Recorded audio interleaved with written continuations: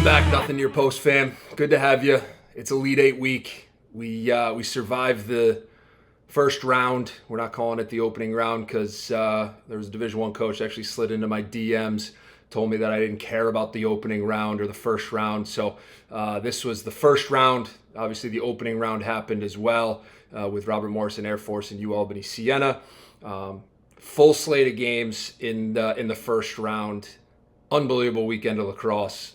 We'll jump into all of that. But this week, we've got a fun guest here on the Nothing Near Post show that we're fired up to introduce and talk ball with here.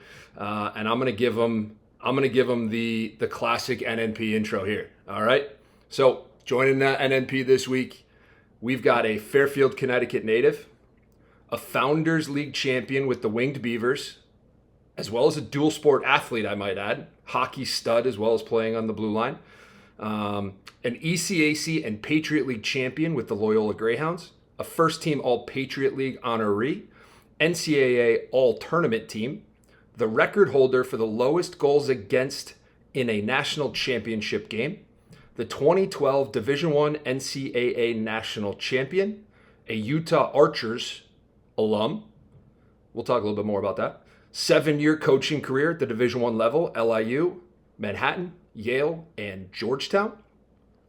Current U.S. lacrosse goalie coach for the development program, the founder of the Goalie Workshop, and most importantly, a dad to 2 beautiful children, Coach Jack Runkel. Welcome to the Nothing Near Post show. It is great to have you. Coach Silbs, it's always great to talk to you, buddy. We might have to have a conversation as well, and I forgot to talk about this in the lead up about the Nothing Near Post title. In my studies now as a goalie coach exclusively in my life, it's one thing I'm doing right now. Besides being a dad, I've gotten some new thoughts about the phrase "Nothing Near Post." I love the name.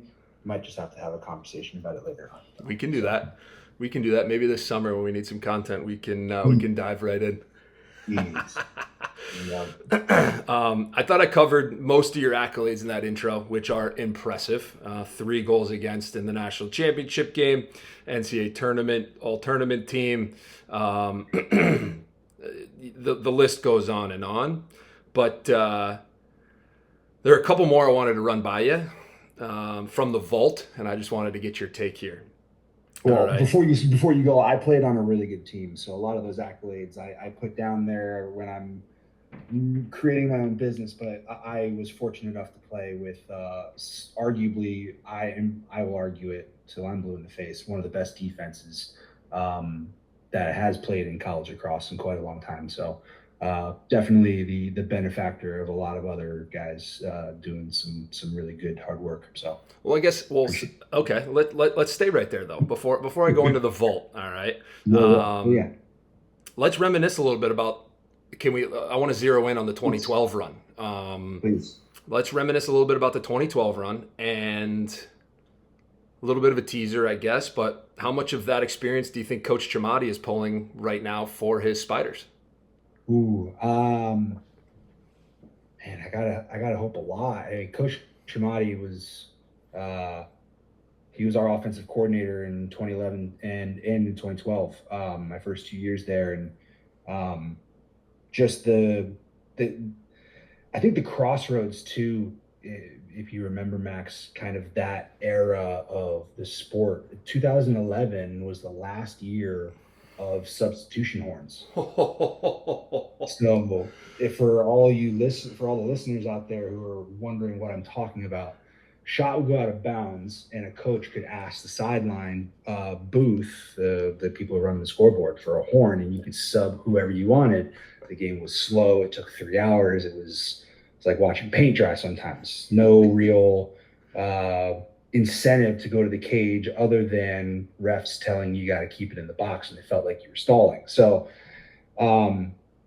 in that summer of 2011 to the 2012 season, the rule was switched. So there was no longer a substitution horn. It was free subs, no shot clocks or anything like that. But there was a kind of this new outlook on lacrosse, it felt like. And the two-way midfielder / kind of transition opportunity where there wasn't a chance for a coach to sub on his clearing team or riding team to overcoach the moment, kind of freed up a lot of people to explore new things in the sport. And I think credit to Coach Shamati. I mean, we came in that year and we had a system dialed up and ready to go where we wanted to attack an early offense. We had a whole system of hand signals between our attack and our short stick D-middies and LSMs. And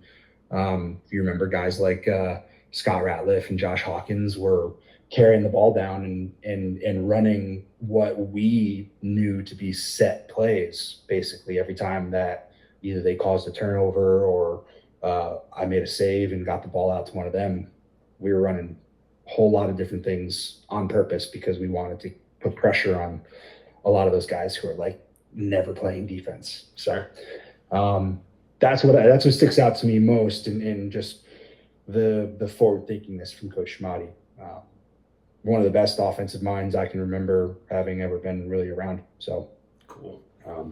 I'm pulling for him. I shot him a text too after his win and congratulated him, and he got back to me right away, which is pretty cool. We don't talk a ton, but it was really good to see them get the W, and I was pulling for him. Hell yeah. I mean, it's no secret, nothing near post, big upstate New York stan on this show. So seeing Coach Jamati, the West Jenny guy, seeing Coach Richards, the Baldwinsville dude. So love seeing that stuff happen. But we'll jump into the Spiders. But let's glaze the three defensemen in front of you that started in that national championship game. Yeah, Joe Fletcher, upstate guy, West Jenny. Yep. He is one of the smartest people that I know to this day. The only thing that was probably greater about him was his ability to cover defensively one-on-one. We had Reed Acton, big physical Canadian dude from the Toronto area. Was a junior hockey player and tough dude who used to get in fights in junior hockey and in junior box. So it was great having him out there and being kind of like a physical enforcer. And then we had Dylan Grimm, son of Russ Grimm, who is a former coach of the Washington Redskins, former defensive coordinator, as well as I believe he spent some time as an interim head coach in the NFL. I might be screwing that up, but Dylan's older brother was a professional football player. He's a strong safety, I think. I could be screwing that up, but really tough, physical, athletic family. I had some studs playing defense in front of me. It was awesome. Yeah, you don't give up. I just had to look pretty. That's really all I had to do. Yeah, you don't give up three without all six guys in front of you. So certainly wanted to give those guys those flowers. So that's cool. No, I think we'll probably lean on that your run here as we talk through these games. But wanted to jump back in to the vault. All right, these are arguably my favorite accolades that I was able to find on you, and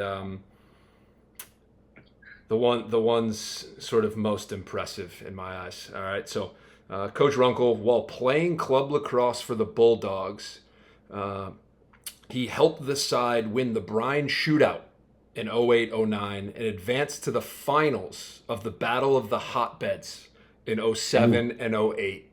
On top of those two recognitions, he was a top 205 Camp All-Star team selection and did not allow a goal in the championship game of the aforementioned Brine Shootout. That is for those that are living in the current club world, those are some old school accolades right there.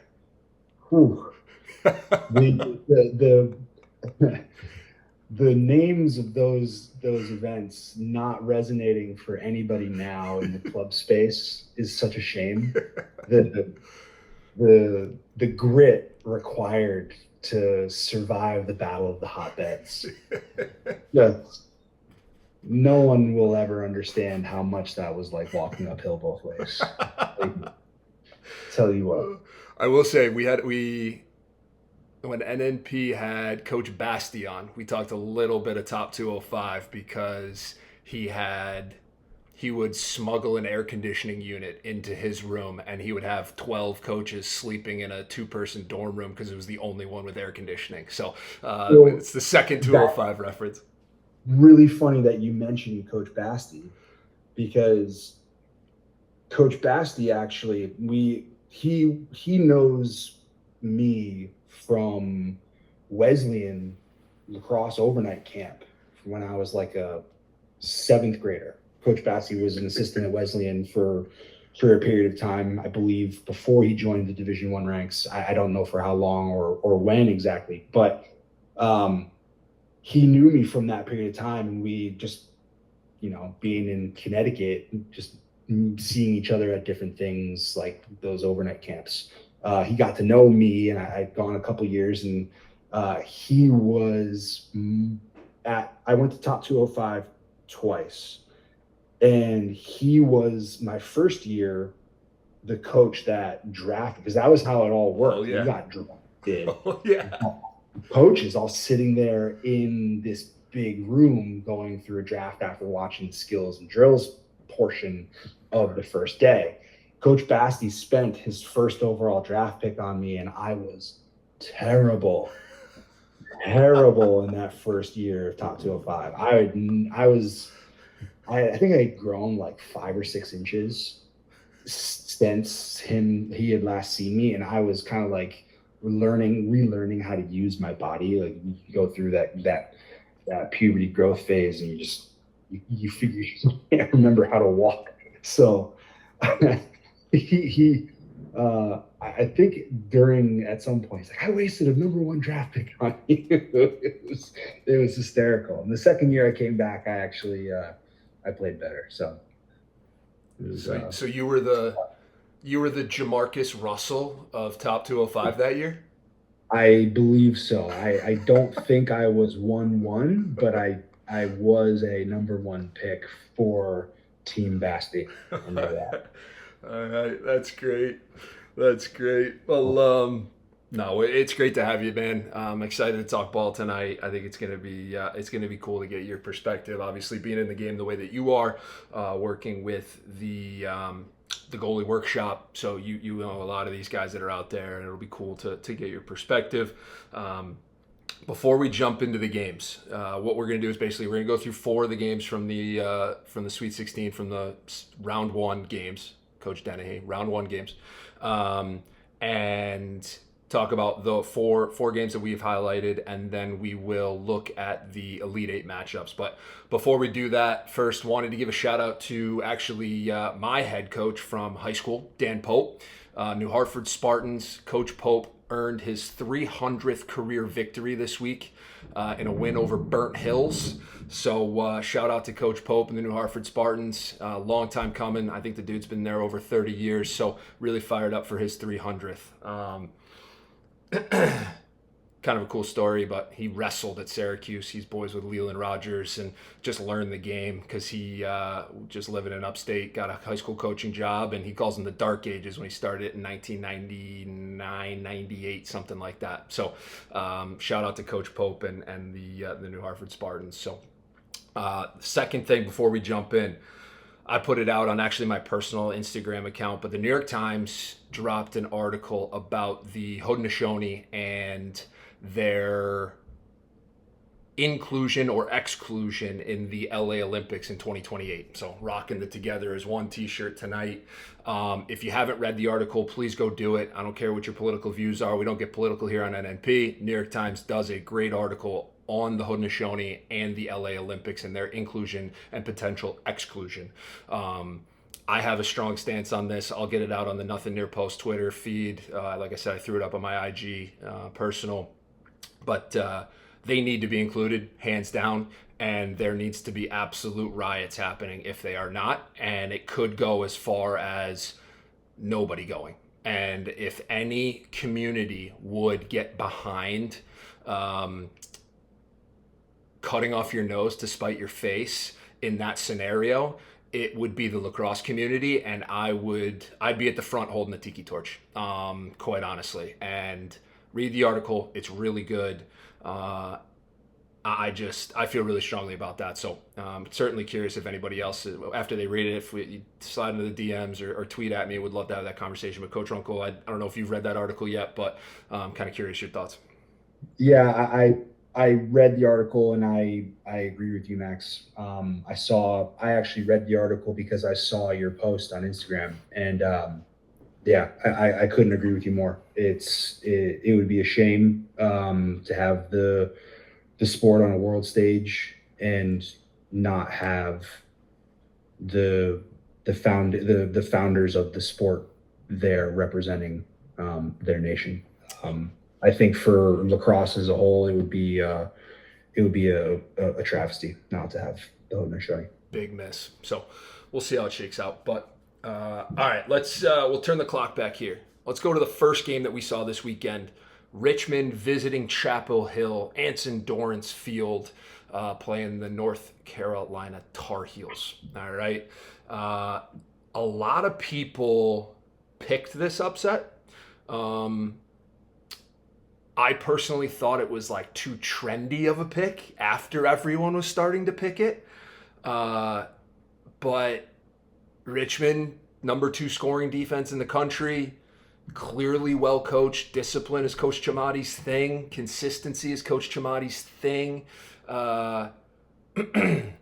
But one, I'm curious if you would have picked it. I didn't pick it in the NMP official bracket because, again, I thought it was too trendy of a pick. And I thought the face-off X was going to be too much to overcome. Brady Wambach doing his thing. Clearly it wasn't. But before I kick it to you, I'm curious. If I told you that Aiden O'Neill didn't have a single point, would you think that Richmond could win that game? No. Well, the bigger issue that I have with this is, do you actually think that this is an upset? That's a great question. I don't know if you have talked about this with anyone else in depth, but the seeding in the NCAA, calling this an upset to me, I think is a little misleading, right? The RPI numbers and things like that, all a whole bunch of statistics that I am not qualified intellectually to be able to break down for you in depth. But I look at these two teams on paper and I don't really see anything that would indicate that this was an upset. I think it's probably that are equally matched in my mind. I mean, the way it started, it looked like it was going to get out of hand quickly. There was certainly an athletic gap to start the game. I don't know if the Spiders just need to get their feet underneath them a little bit, or UNC had a little letdown, but there was certainly a gap there to start. I was going to say to you initially, it looked to me like Richmond kind of came out sleepwalking just a little bit. It looked like there was some uncharacteristic turnovers and some things that led Richmond to kind of grip the stick a little too tight. Looked uncharacteristic of a Coach Chamati team. And he made that comment at halftime, or maybe it was coming out of the half, just telling guys to settle down and to just make the right play. And I think that, I'm paraphrasing obviously, but just a classic Coach Chamati moment. And harking back actually, Max, to 2012, we're playing Richmond, or we're playing Canisius in the first round. And Coach Chamati comes in at halftime and we're only up 4-3. It's like, guys, we're in the NCAA tournament. Settle down. Turnovers, like just not being ourselves. And they came out in the second half and they had built some momentum there in the late in the second quarter, but it looked like a completely different team in the second half. I wanted to shout out Richmond's goalie, Bigay. He was awesome. He was as advertised. I hadn't had a chance to see him play a ton this season, but I thought he was spectacular. Just what stood out to me was his positioning. Just made guys miss a lot. Sure. Which you as a fellow goalie, I'm sure, appreciate. Right? I love watching goalies make shooters miss. Totally. I just felt like UNC missed a couple shots that typically hit the net or hit the goalie or hit the post, something like that. They looked to me like they were missing the net a lot. Yeah, I mean, I don't disagree. I think Vigu outplayed Gianfrancaro, and that's not easy to do, and that's part of the reason why they won the game. Um, love that he's a North Carolina kid, right? Agreed. I think that's got a storyline in itself. Um, I mean, he's a bigger dude, and everybody who listens to NMP knows we like BFGs. BFGs rejoice. So I certainly agree with that. I mean, as far as shooters, Dominic Petramala shot 3 for 12. So clearly, both the Richmond defense and Vigu were doing something right. Do you have on your what you're looking at there his shooting percentage? Just I get maybe shots on goal on the year. No, right there in that game. Like, how many shots on goal did he have? He was 3 for 12, but is that he had 12 shots on net? Is that what you're saying, or is he? Because here's my thing, Max. I'm on a crusade to find somebody who can get more information out of the data as it relates to not only goalies and how they affect shooters, but also shooters and how they're affected by specific goalies. I have a theory. You ready for this theory? I have a theory that there are goalies out there that can affect the game, kind of like how in baseball you have the wins above replacement statistic, or there's a couple like hockey has for goalies. It's like save percentage in expected scoring areas, or like it's basically a stat that's saying the team should score here based on the scoring chance.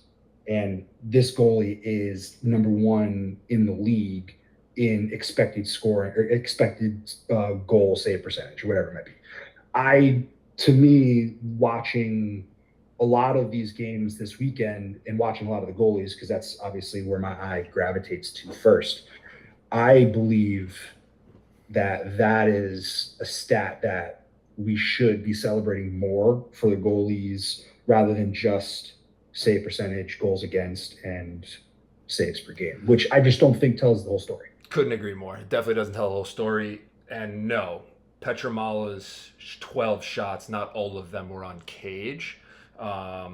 You'd have to go way deeper to be able to see of those 12, of the 9 that didn't go in, how many were on cage. But that's, to me, that's the, like, where was his shooting percentage on the day relative to his average? Like that to me, and obviously we don't need to extrapolate that now, but that was my point. My kind of takeaway from that game was it felt like North Carolina was not shooting like themselves. Right. Well, I mean, we can do the math right now. So their shots on goal, and I know Coach Childs at York's a big shots on goal percentage guy. So they had 45 total. Yeah, pucks on net, especially in the NHL playoffs, which we got in the back here. So hopefully the Stars can close it out. 45 total shots, 10 went in. Vigu made 12 saves. So that's 22 shots on net, 23 shots off frame.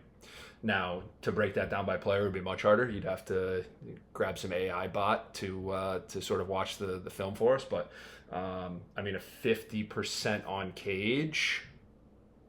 It's not bad. Yeah, it seems pretty good. It's not bad. Owen Duffy in this game, 3-2. He got his, all right, did a pretty good job. But... I mean, after the start, right? So what? It was 5-2 at half. Richmond was shut out until 4-0 in the second quarter. Little John gets the Spiders on the board from Merklinger with 6 minutes left in the second quarter. You don't score your first goal until 6 minutes left in the second quarter. Do you remember that goal specifically? Because that goal is a goal that I actually remember pretty vividly from watching it this weekend. And I don't have a great memory, but that they had to work so hard for that goal. I believe Merklinger dodged from the up to the lefty island, or he ended up in that lefty island somehow and fed that ball through 2 sticks. And they finished that ball with, I mean, somebody draped all over him. It's just like the kind of exhale to get that one and have it be the first. It's got to be an interesting feeling, I feel like. So I don't know if you picked up on this, but from what I could tell, Merklinger played a ton of attack. I don't know if he started at attack. It says he started at midfield, but I think he played a ton of attack in that game. And you're right, he was driving up the left side, rolled back, and there was another guy at X. And the defender who was guarding the guy at X took a half step below GLE to go and play the what I would call the money ball or the throwback. Little John's guy was hot, so he just backed away, floated away from the slide guy to that back post, and those two tiny little adjustments by the Carolina defense allowed Merklinger to zip a ball to the back post, Little John to tap it in. And there was something on Twitter, I forget who put it out there, but Little John scored 4 goals, and the ball was in his stick for 2 seconds.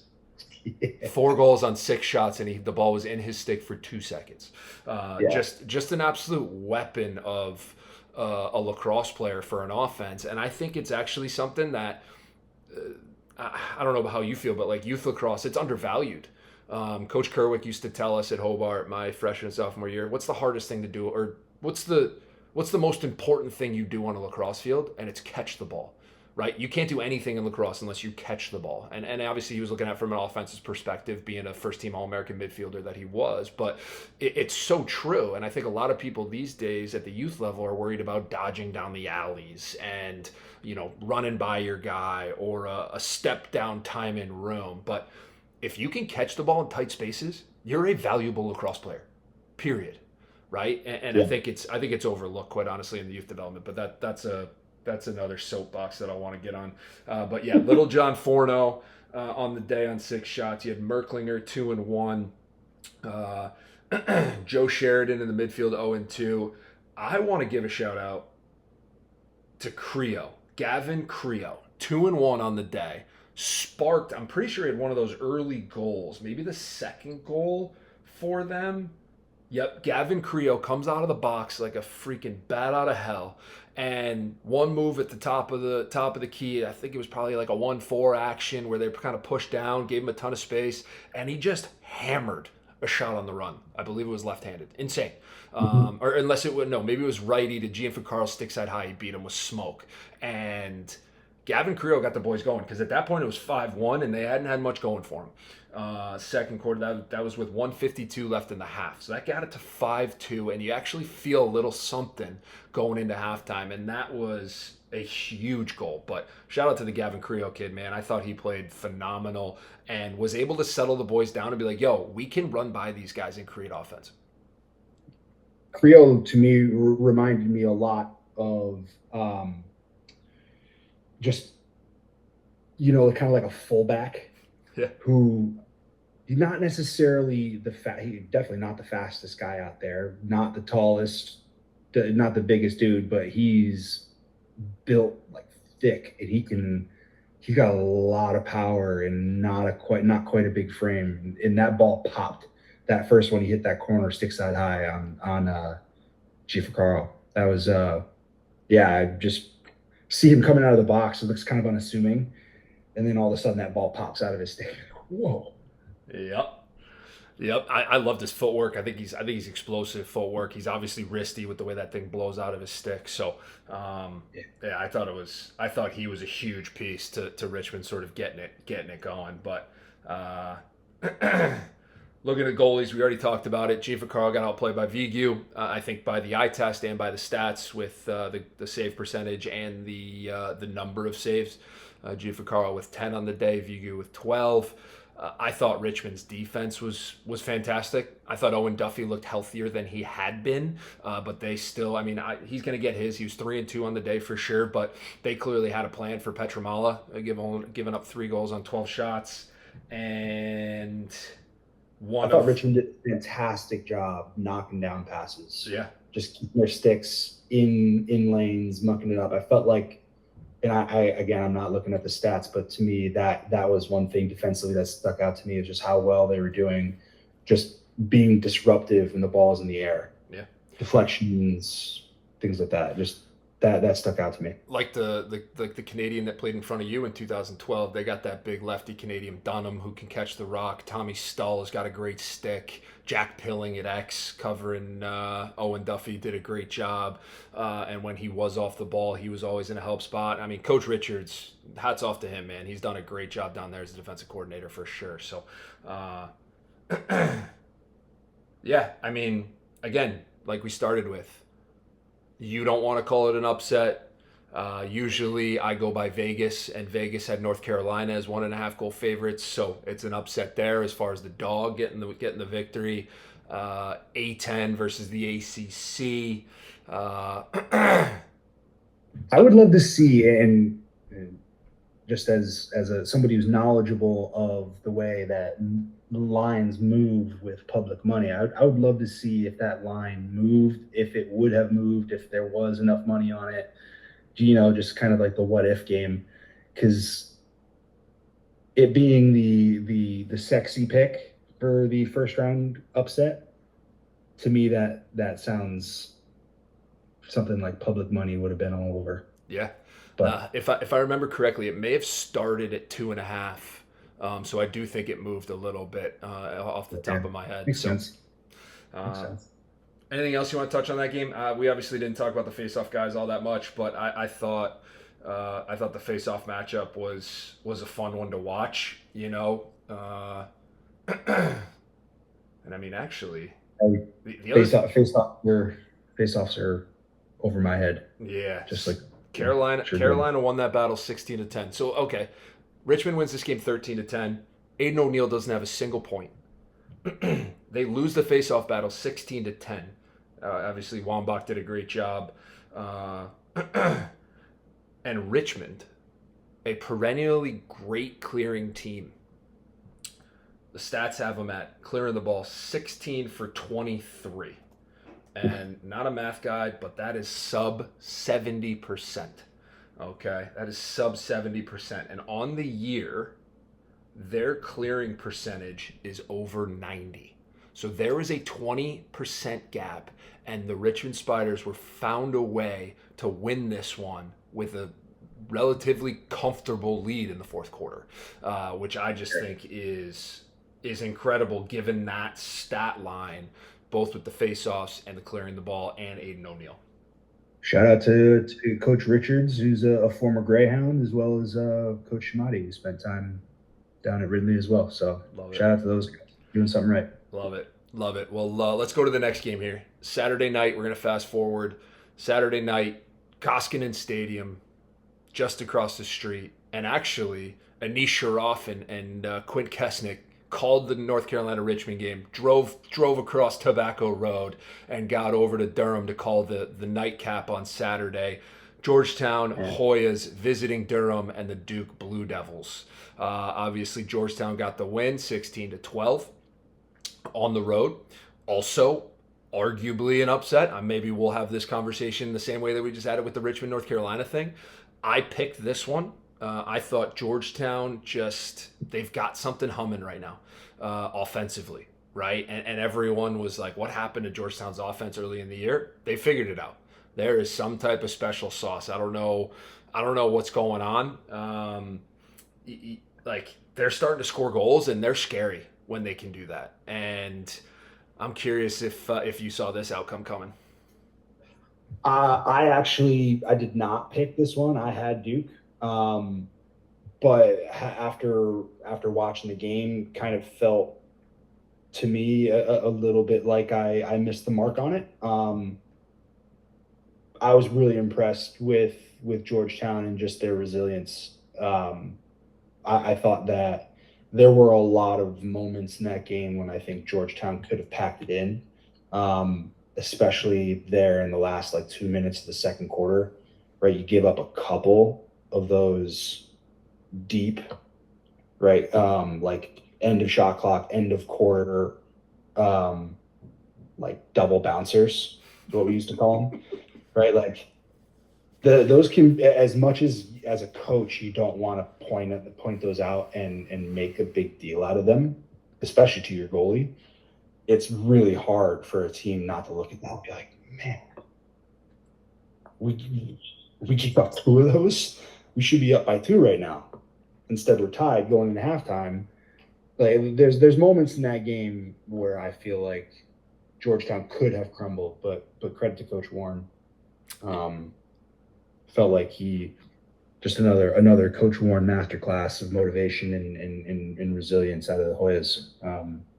Just really good game. Totally. But like I was really entertained by that game as well, just because it felt like Duke, even though the score started to get away from them mid to the late of the fourth, it didn't feel like they were out of it.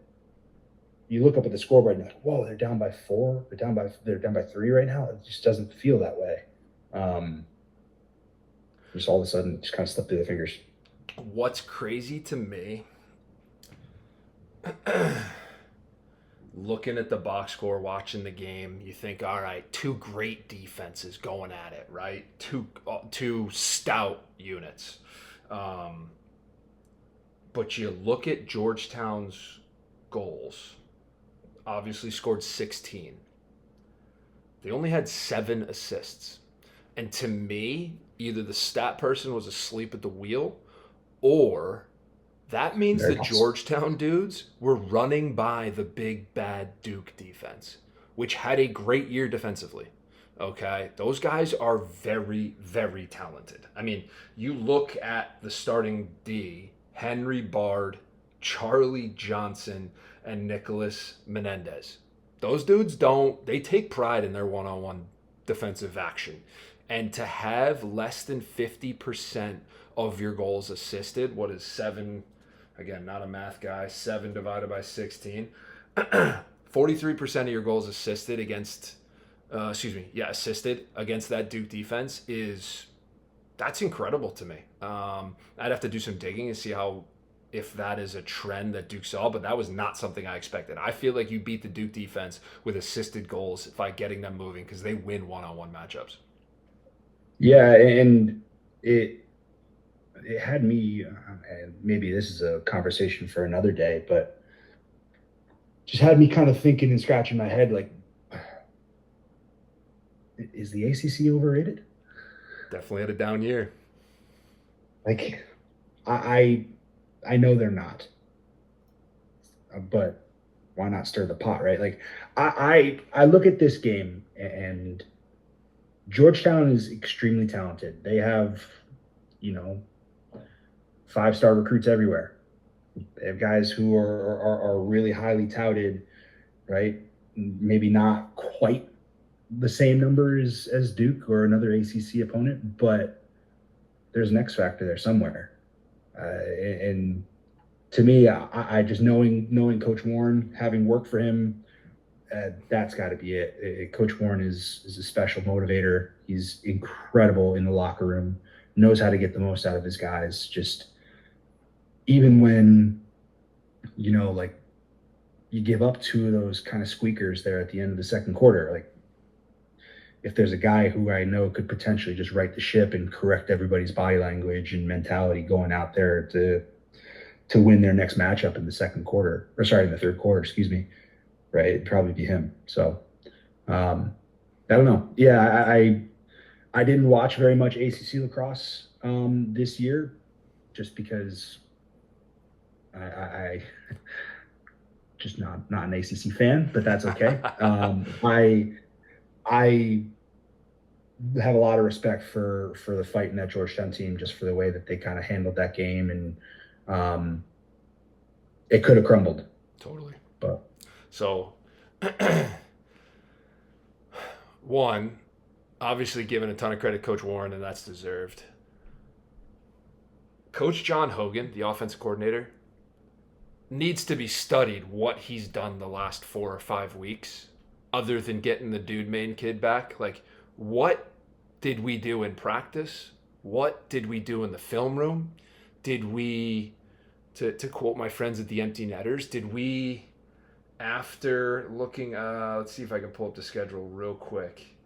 Looking at the schedule, maybe after the Denver game, did we go to like the Washington Mall and do some goat yoga outside and get some kumbaya? What?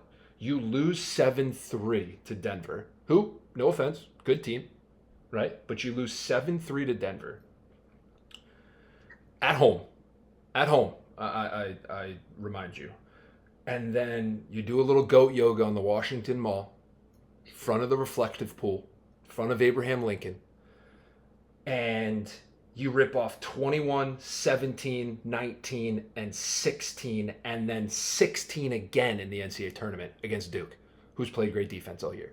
So whatever happened after that Denver game, whether it was in the locker room, the Washington Mall,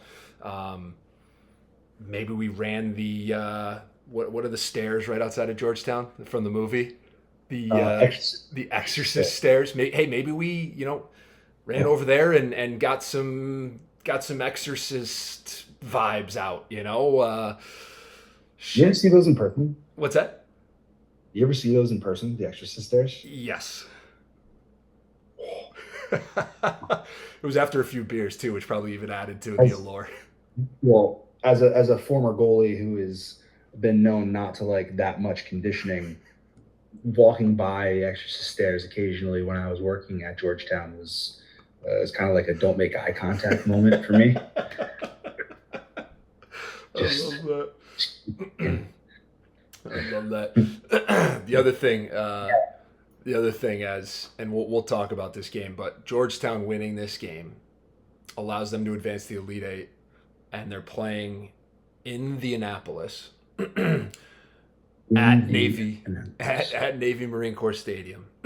I'm pretty sure Coach Hogan can walk to this game, and this is totally opinion. There's nothing that backs this up, but maybe while he's at Navy Marine Corps Stadium, maybe Navy, tries to see if they can get any secrets off of him, or I don't know, see if he's interested in moving closer to home to do his job. I don't know. I'm just saying. But I'm pretty sure he can walk to Navy Marine Corps Stadium from his home. But huge win for them offensively. They're humming. Defensively, the Ty Banks kid, I've said it till I'm blue in the face, is an unbelievable close guy. I think Anderson Moore in net has done a good job, not a great job. He's certainly a great goalie, but I think inexperience is getting to him a little bit. And you talked about the ACC thing, right? Is the ACC down? Well, I mean, Fulton Bayman's an ACC kid. And now here he is in the Big East tearing it up, which I think is pretty cool. Able to take it to Duke one last time, being a former Notre Dame guy. Yes, the ACC's down, and my hot take last week on the show was there were 4 ACC teams playing, and 2 of them were going to lose this weekend, but one of them wasn't going to be North Carolina. That was the extra step I took to make it extra spicy. But I still got my 2 ACC losses, right? Which is kind of interesting. They both came on Tobacco Road. Definitely picked the Georgetown one, but certainly an interesting weekend. And I think before we move on from this game, we have to make a comment on Coach Warren's intro line on his post-game presser. Did you catch this? I did not see it. No. I think Anish Sharaf, shout out, one of the best behind Joe Beninati. Hey, Coach Warren, congrats on the win. How you feeling? Coach Warren goes, to be honest with you, Anish, really freaking hungry right now. So, but really happy for the guys as well. And I'm paraphrasing. I didn't get it right, but and Coach Warren's delivery is so much better. Let's bring in the head coach of the Georgetown Hoyas. Always great to visit with Kevin Warren. Kevin, are you going to cry for us right now? No, I'm good. I'm starving though. I'll tell you that much. Coach Warren, one of the beauties in the game.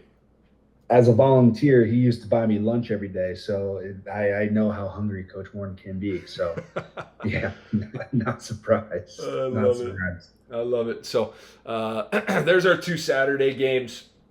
2 ACC losses, which NMP predicted, just not the right ones. But those 2, Georgetown and Richmond, moving on to the Elite Eight.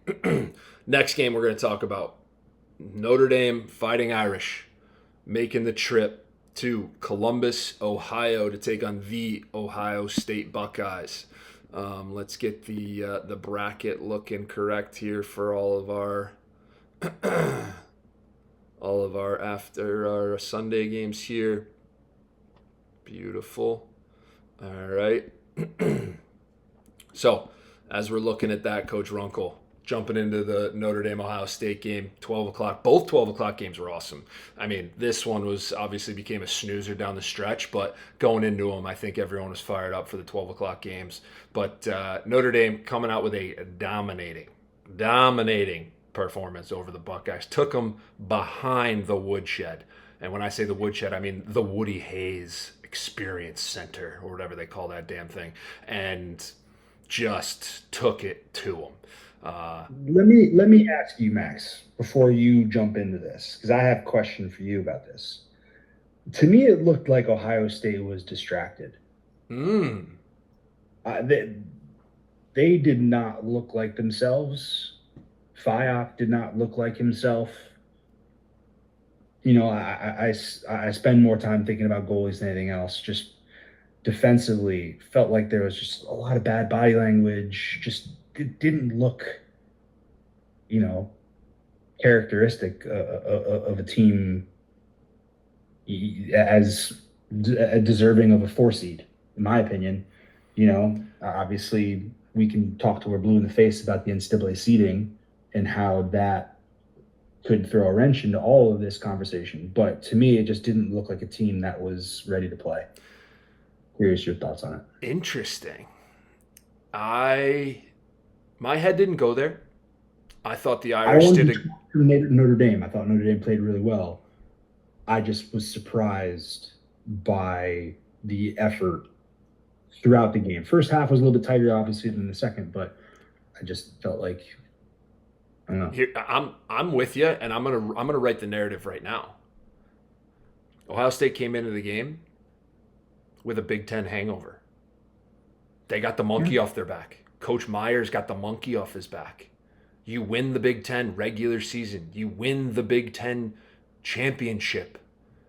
And everyone's crowning you. Everyone's crowning you. And you had a great year. And all of a sudden, your head gets a little big.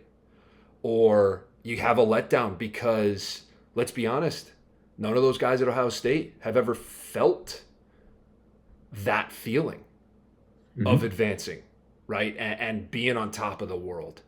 They didn't know what to do with it. I love that narrative. I think that could certainly play into it. And now, like you said, Notre Dame had absolutely a lot to do with what transpired on Saturday. Coach Wellner, defensive guru, did a great job getting his guys prepared for an Ohio State offense that was humming. That absolutely torched the Terps defense, which is very, very, very good the week before. So Coach Wellner, shout out to him. But yeah, I think there's a narrative there. I think you're onto something. It obviously this narrative doesn't apply what I'm about to say, but it's like rest versus rust is always like that big narrative that people always talk about with like, do you want to win a series in 4 games, or do you want to get your legs under you in 5 or 6 so that you're feeling good, right? This to me was more of a situation of like it's not youth versus seniority, but it's a team that doesn't have a lot of NCAA tournament experience on their roster compared to Notre Dame, right? They've won 9 straight NCAA tournament games. That checks out. Yeah. Back-to-back national champs, and what, you got to win 4 to get there? Fun. Yeah. Right. So, you know, there's something to be said. Even like Riccardelli, I thought played really, really well. But even though he has not played significant minutes, I'm not sure if he got any sort of like fourth quarter time in any of those first 2 championship runs they've had in the last 2 years, but he looked like a seasoned vet in comparison to the Ohio State just team as a whole, right? And obviously, again, my lens is through the goalie lens, but that to me was what struck me most about this game. And it seemed like the atmosphere, right, at Ohio State was incredible. It was standing room only. I saw something, and maybe I'm getting duped by the Twitter sphere, but I saw somewhere that there were like tickets going for $400, $500. Confirmed. And that's the second time Ohio State hosted Maryland at home, and the tickets were going for over $100 standing room only. And if you wanted to sit on the 50-yard line in the stadium, in the stands part, you were looking at an $850,000 ticket. Same thing this past weekend. I remember the days of going to Fairfield U games when I was a kid, and they'd give you a Swanky Frank's hot dog. just to be there. It's fantastic. Oh man, yeah, no. I mean, clearly there was buzz around Columbus and the Buckeyes, but didn't I'm gonna go back to just two goalies talking about this, but Riccardelli was awesome. Wasn't challenged as much as Fayak, and I'm gonna get to Fayak here, but Riccardelli was awesome. Made every save that he needed to make from where he needed to make it, and he made it look easy. He was never off kilter. He was never off balance. He never dropped his hands. He was in a flow state. There's no doubt about it. And seeing the rock, which is a really cool thing for a guy making his first tournament appearance and trying to bring a team back to the highest level that they've achieved the back-to-back years, and you got to believe that's pressure. Like, that's real pressure. Sure. You're filling in for the shoes of Liam Entenmann, and you come out and have an NCAA tournament appearance like that, 15 saves. Like, it wasn't just like he made 7 or 8. He had 15. Yeah. I would say, too, like, in teaching the goalie position now is my full-time job, and all the things that come with running a business about the position, right? You come into contact with a lot of people who are just really concerned about the result of the play. And I'll land this ship, I promise. I spend a lot of time talking to guys about how you can frame the goal against, right? Should have, could have, or no chance, right? Should haves are all the ones that you say to yourself, man, I should have had that. Right? A bad goal, bad technique, bad fundamental. We go the wrong way. We guess, we dip. We do something that just doesn't work for the goalie position, and you give up a cheap one. Then you got your could-haves, your 50-50s. Good technique, shooter beats you, right? Could have had it, maybe a 5 out of 10, right? Sweep on the run, no slide, 13 yards, puts it off hip. I'm there, but it's a good shot, hits the post, goes in. Then you got your no chancers, right? The ones that nobody's making stops. No, it doesn't matter if you're first team All-American Caleb Fayak or if you're Thomas Riccardelli, right?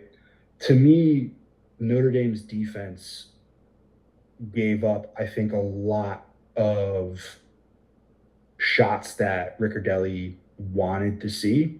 And I don't think that there was a goal that Riccardelli should have had, right? Maybe there's a couple couldas, maybe a no chancer here and there, a couple in tight dunks.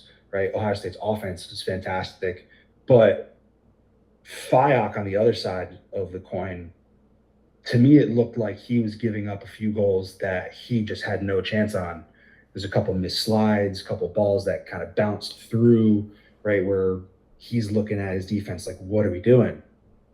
You know, I got that sense just from watching that game, that as much as the stats probably don't really support, again, a stellar, first team All-American, right, performance.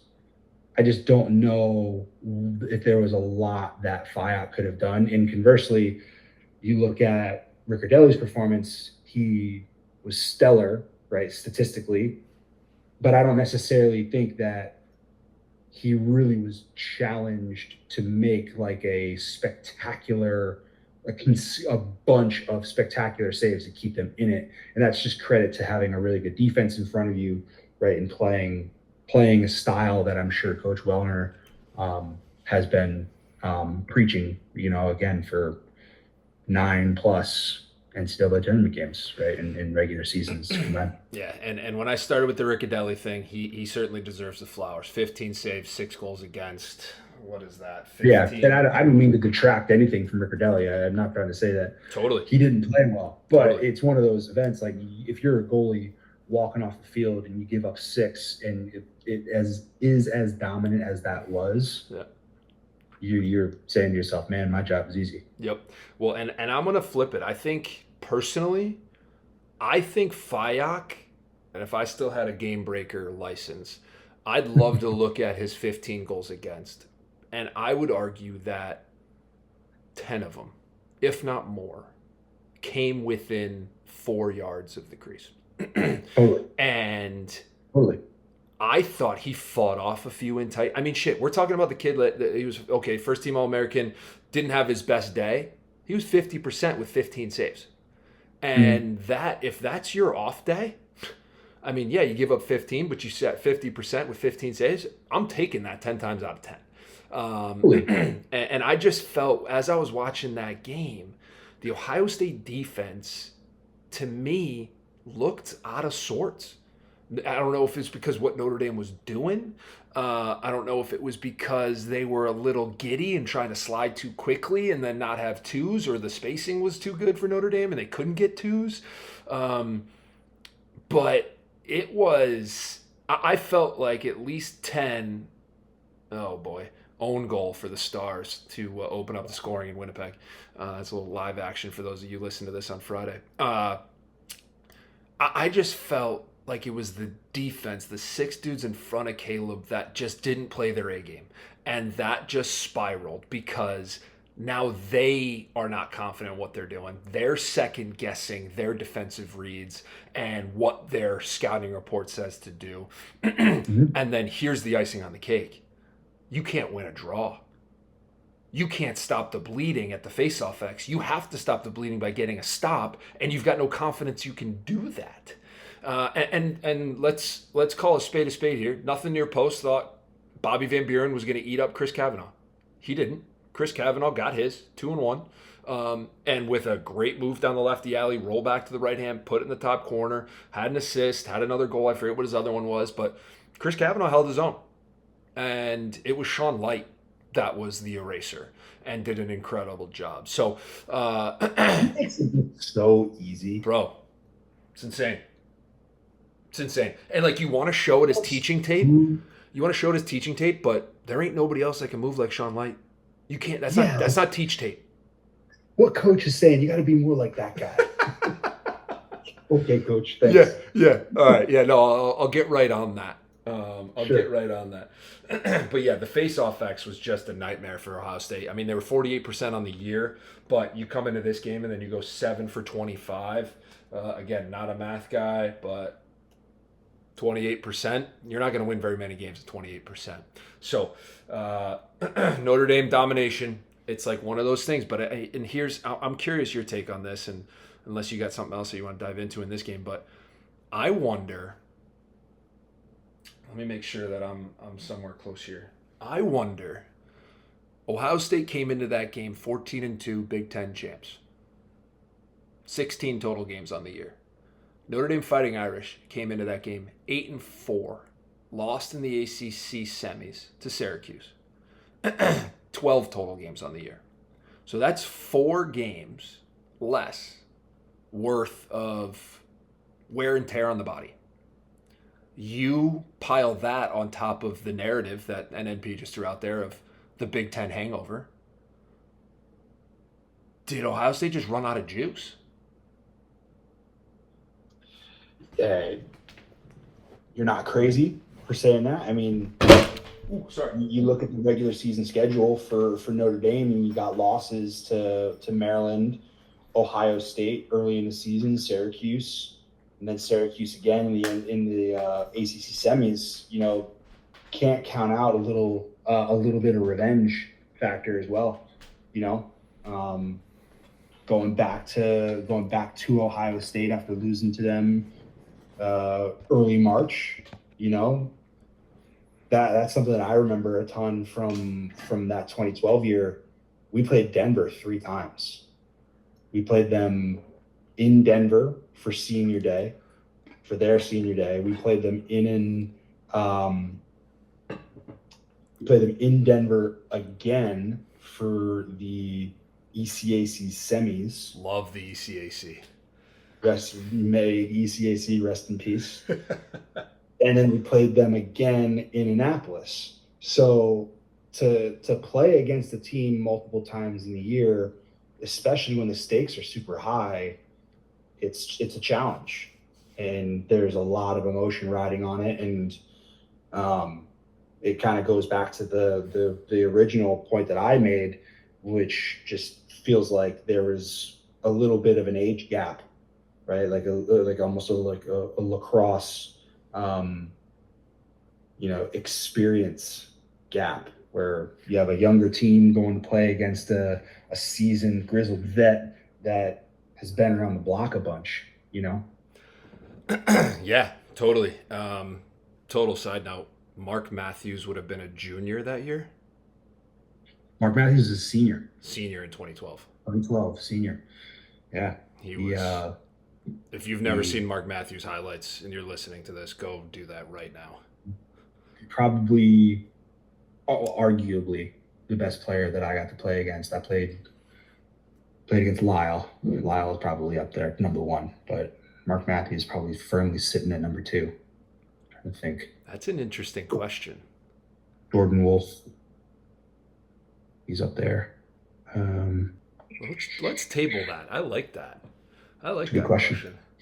We're gonna have to get you on. Me and you, we get the brain going on some of these philosophical questions. But Please. I think. But the last thing I'll say about this game: do the Buckeyes have a tri-state area problem? And I'm going to tell you why I say that. Obviously, Chris Kavanaugh had a good day. Okay, he's obviously a tri-state guy. But we already talked about Thomas Riccardelli. Had 15 in this game and played fantastic. I just looked back at the box score from their 10-9, Notre Dame's 10-9 loss to him during the regular season. Riccardelli had a 20-burger. He had 20 stops in that first game. Mm-hmm. Right? Like, that, or maybe Riccardelli just loves Buckeyes. And I'm talking the dessert that are like chocolate-covered peanut butter balls. And he just thinks about those every time that he gets to play Ohio State. And he's like, if I play well today, I can have as many Buckeye butterballs as I want. And he was ready. He was ready. And he, in both games, he played well enough to win. One of them he did, and one of them he didn't. But I think that's my theory. Riccardelli loves chocolate-covered peanut butter balls known as Buckeyes for dessert. And maybe it's Kavanaugh's mom who makes the best ones, and he's just like, Mrs. Kavanaugh said I can't have any Buckeyes unless I play well today. So that's on the back of his mind. Shout out Fairfield County goalies, man. There we go. Oh man. All right. Coach Myers, and I will say this because NNP we don't talk about another man's job, but early in the year, after that Utah loss, everyone was ready to ship him out of town. Winning a Big Ten championship, Coach Myers has got tickets going for $1,000 at games, regular season and NCAA tournament. Coach Myers has earned at least another 2 years in Columbus, in my eyes. He's done it. It's what a turnaround, and I'm happy for the guy. He got the monkey off his back as far as competing in the Big Ten, a lot like Coach Connery did when he won back-to-back Big Ten tournaments up at Michigan. Just cool to see a coach be able to turn it around, and it seemed like his guys love playing for him. It's just too bad that the season had to end. And I mean, we have talked about the seeding piece, but I'm not sure they deserve Notre Dame in the first round, but they were going to see him at some point. Right, or a team of that caliber. So you can certainly talk about how maybe Ohio State made more sense to play Colgate and Notre Dame made more sense to play Penn State, but then maybe we're having the same conversation. Did Penn State deserve to see Notre Dame? Right. So neither here nor there. But anything else on that game before we kick it over to our last one? No, I got it. Love it. All right. So last one of the day, we're going to talk about the what has been named by the social media team at Syracuse as the Mother's Day Miracle. Syracuse in the JMA Wireless Dome hosting the Harvard Crimson, a rematch that the Harvard Crimson team won in the Dome 16-15 earlier this year. We had an absolute barn burner. OT 13-12 win for the Syracuse Orange over Harvard.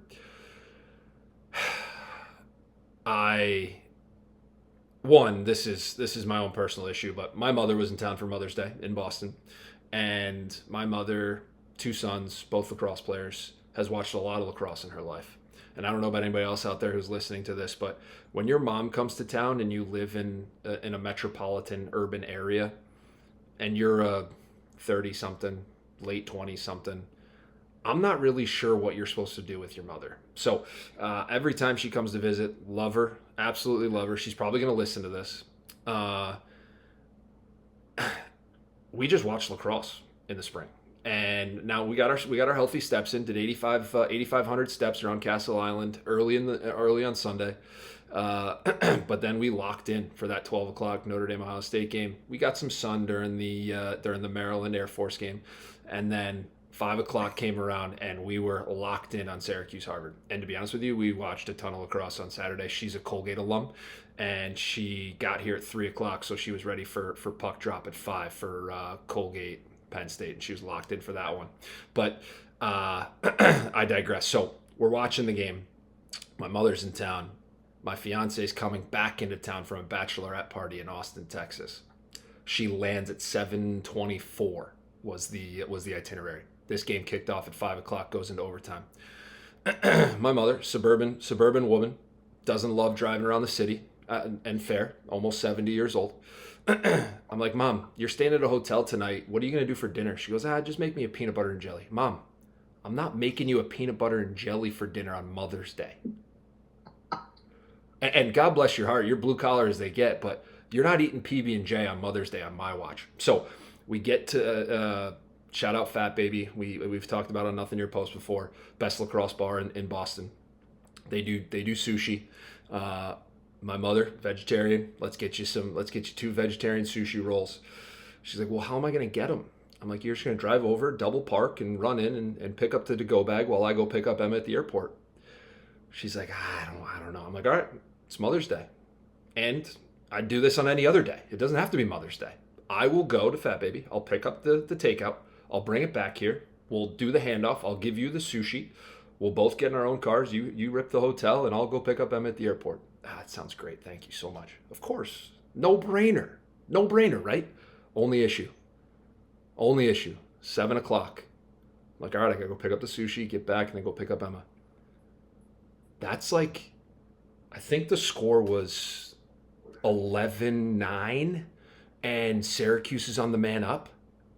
I'm in my head. I am focused on nothing but the clutch, first gear, second gear of my car, and the Syracuse game on my iPhone. I was a very distracted driver. But I'm watching this game and this comeback on my phone as I'm picking up sushi. I'm locked in. And then all of a sudden, the comeback continues, and people start calling me, Coach Runkel. They start calling me, and I'm watching the game on my phone. I'm just hitting the FU button on 3, 4, 5 different people who are trying to call me because I'm trying to watch the game while I'm getting my mom sushi and going to pick up the fiance at the airport.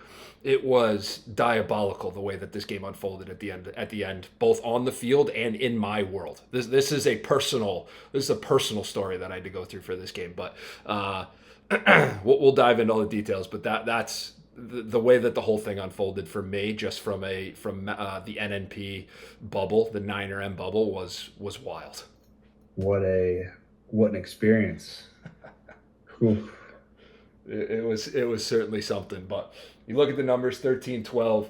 Harvard led 8-2 at halftime. 8-2 at halftime. Yeah, you said the Mother's Day miracle. Is that really? Is that really what? If you pull up their Twitter, they've got they got the highlights of the game, and they said, "Take a look back at the Mother's Day miracle." We're gonna have to talk to Coach O'Durney about that. Oh man! Because Harvard is one non-releasable penalty away from winning that game. Like, make a better decision. Don't challenge the Trey Deer goal. I don't know who the video coordinator is on the Crimson sideline, but you can't challenge that one.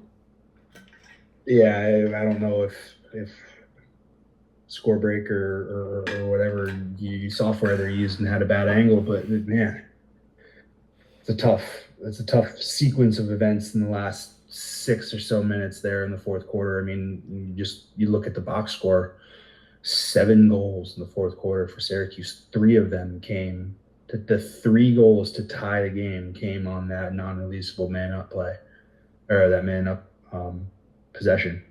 I mean, 24 of 27 facing off, or 24 of 29 facing off, which is absurd. Same stat line the first time they played, but Harvard found a way to win the first time. Looking at it here, I want to make sure I get this right. Harvard scores Jack Spidell from John Arnott to make it 11-6 with 10:59 in the fourth quarter. And then Luke Roa scores at 10:28. Unassisted, as Luke Roa does, because I think he plays an absolute bag in a stick, two-handed, on the run, let it fly. And I think his 2 hands are touching on the bottom of his shaft when he releases the ball. That's how close his hands are together. It's insane. Very possible. Looks like a golf swing. Seriously, and two-handed, incredible. So he scores at 10:28. So that's 10:28. Trey Deer, man up at 10 minutes. So that's 28 seconds later, man up goal, Trey Deer. 9:49, ensuing faceoff. I'm not good at time, but that's 11 seconds later. Chuck Kaczynski, LSN, goal, 11-9. That's 3 in a row in less than a minute. Then you get Trey Deer from Owen Hiltz on extra man at 9:11. So what's that? Almost 49 to 11, 38 seconds later.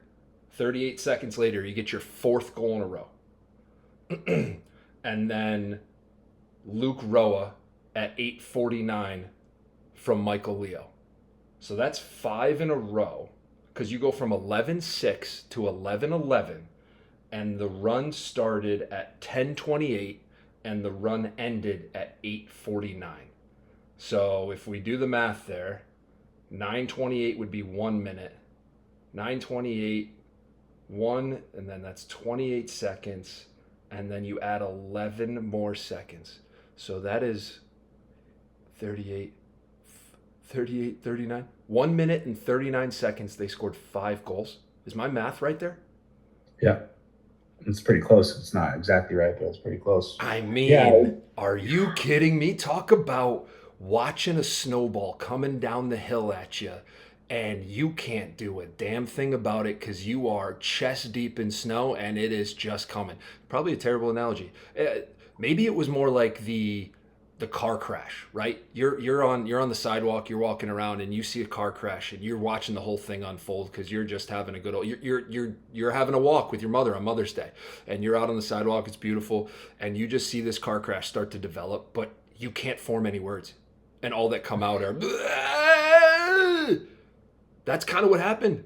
And it not only was it an unfortunate series of events. Yeah, you had the man down, the man up. I think it was that was the 1 minute non-releasable, correct? Yeah, the cross check on Spolina trying to pick up a ground ball. Yep, Owen Guest. Yep. So that's a 1 minute locked in, which I thought was a fair call. I thought it was an absolutely fair call in today's day and age. 100%. You can't do that. That's a penalty 100 times out of 100.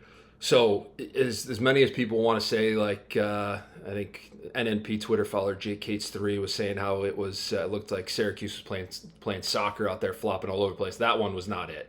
And to have the advantage at the faceoff X that the Orange did, it was a show, man. It was a show. 5 goals in a minute 39 to absolutely flip the script on the game. And everyone talked about it in the postgame too. And I think this is a little bit of pandering by the Orange, but I think it was real. The crowd at the Dome got into it when that run started to go, and the roof was ready to blow. Almost like there was 28,000 people in there watching Q Soups play Georgetown in the Big East tournament. Like it was awesome. It's a cliche to say it in the lacrosse world, but the Dome is a tough place to play. No doubt.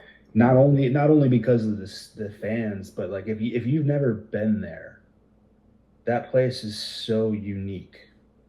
there's this din of noise just because of the way that the building is built, that if you're standing 10 feet from somebody, you have to scream in order to have a conversation.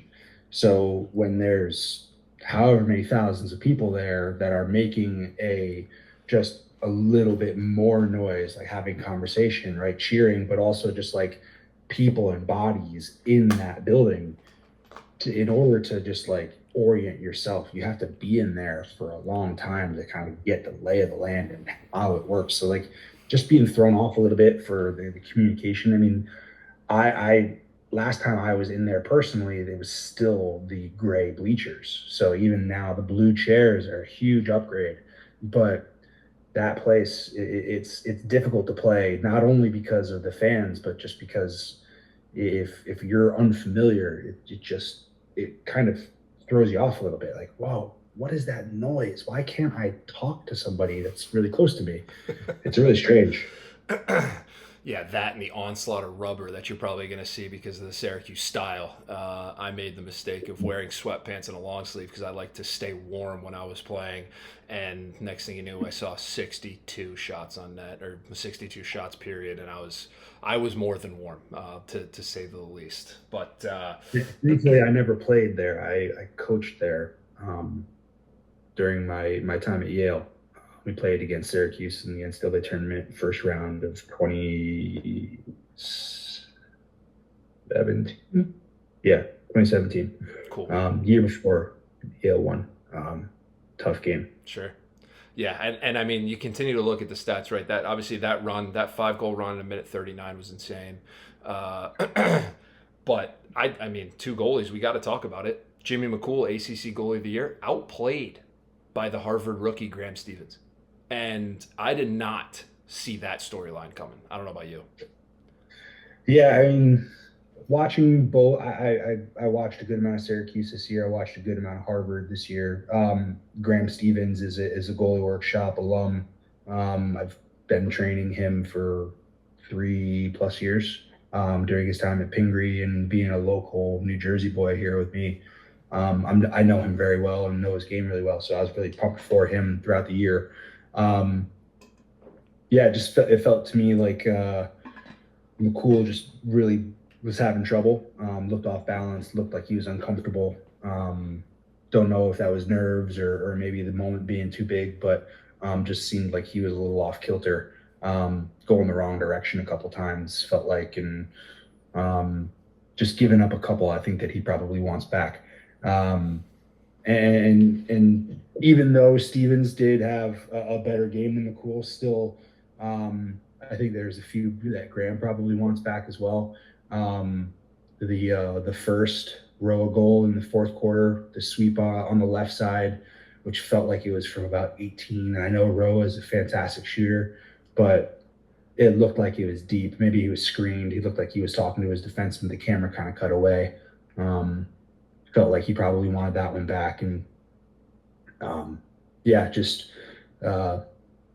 tough game to be a goalie. It felt like there was not a whole lot of positive momentum gained by either in multiple parts of the game. I will say this though, shout out to Graham Stevens. To go in there as a rookie and play that type of game on that type of stage is more than commendable. And I think as 2 goalies, go ahead. Knowing him personally, right? I completely agree with you. Very commendable as a rookie, right? To go in and be the guy, but knowing him as a dude, just he's an alpha. He kind of like, he talks low but carries a big stick. Like he's that kind of dude who probably doesn't say a ton in that locker room, but definitely is listened to when his voice picks up. He's a dude, and to see him out there, honestly, as a freshman for a really, really strong Harvard team is just not a surprise. So totally pumped to see what he can continue to do. Totally. And I'll say this, man. Even though it was a collapse by the Crimson, or it was a comeback by the Cuse, whichever way you wanna spin it, that Harvard offense under Coach Hutchinson is one of the best in the country. And I think they get overshadowed because of the league they play in, with the Princeton Tigers being great on offense, obviously the Cornell Big Red being great on offense. They're as deep as they get, and they can beat you in a variety of different ways. Logan Ip, West Coast Stars kid, he's quicker than a hiccup. He can get off. He can get his shot off. Sam King, undersized, under-recruited, ended up being an unbelievable player. IQ from him at X, being the quarterback of the whole thing. He garnered a ton of attention, which I think helps the rest of the offense. Miles Botkiss, kind of the glue guy, right? Not really going to blow you away with anything if you look at him, but he just finds ways to get it done. I think he's on the extra man. I think he's a right-handed player playing on the left side of the extra man. Like, just they come at you in waves. Harvard does, and then they've got, and I think any good offense need this, and it goes back to the Little John conversation we had. Spidell is incredible off ball. Like, they can beat you off the dodge. They can beat you in the midfield. They can beat you at X with Sam King. They can beat you off ball with Spidell. Like, they can beat you in a variety of different ways. And I want to give a salute, like we do here in Nothing Near Post, to Coach Hutchinson, the way that he had that offense just humming. And it's just really unfortunate it had to come to an end that way. Third ranked scoring offense in NCAA tournament teams, right? Only behind Cornell and Colgate. Just awesome. So. And they still get overshadowed by Princeton, which is crazy. But shout out to Coach Hutch. Great year by him. And I want to go back to the way that this game unfolded and kind of focus on that fourth quarter. And I was critical of the way that Coach Gate used his timeouts in the ACC championship game against Duke. I don't think he used them well. And then they get to the end of this game. And was it Michael Leo going to his right hand and then turning it over to give the ball back? Like, you've got a timeout. You can't take them with you. They don't roll over. Like, you're up a goal and you sort of let your guy run into trouble there. But I'm not going to question the guy. He's the ACC champ and he's coaching in the Elite Eight. So that's just my opinion. But I am really surprised that they allowed that to happen. But where I was going with this, then the ball goes down the other end. And Jimmy McCool, 5 saves on the day, gives up a 16-yarder from Owen Gaffney. And was it 16? It felt more like 18 or 19. I saw it as a 16-yarder, just foot outside the 15, outside the 15-yarder there. And that was just head scratching to me. But I mean, it went in, and Owen Gaffney is a great player, and it had flashbacks to me personally, not just for this game, but like there were a bunch of those prayers that were answered. Nothing Your Post tweeted this out. There were too many prayers that were answered from 15 to 20 yards this weekend. Merklinger had one on Gianfrancaro. Obviously, this one. I feel like there was another. I think Georgetown had one from deep on Jameson. Like, there were too many of those that went in this weekend.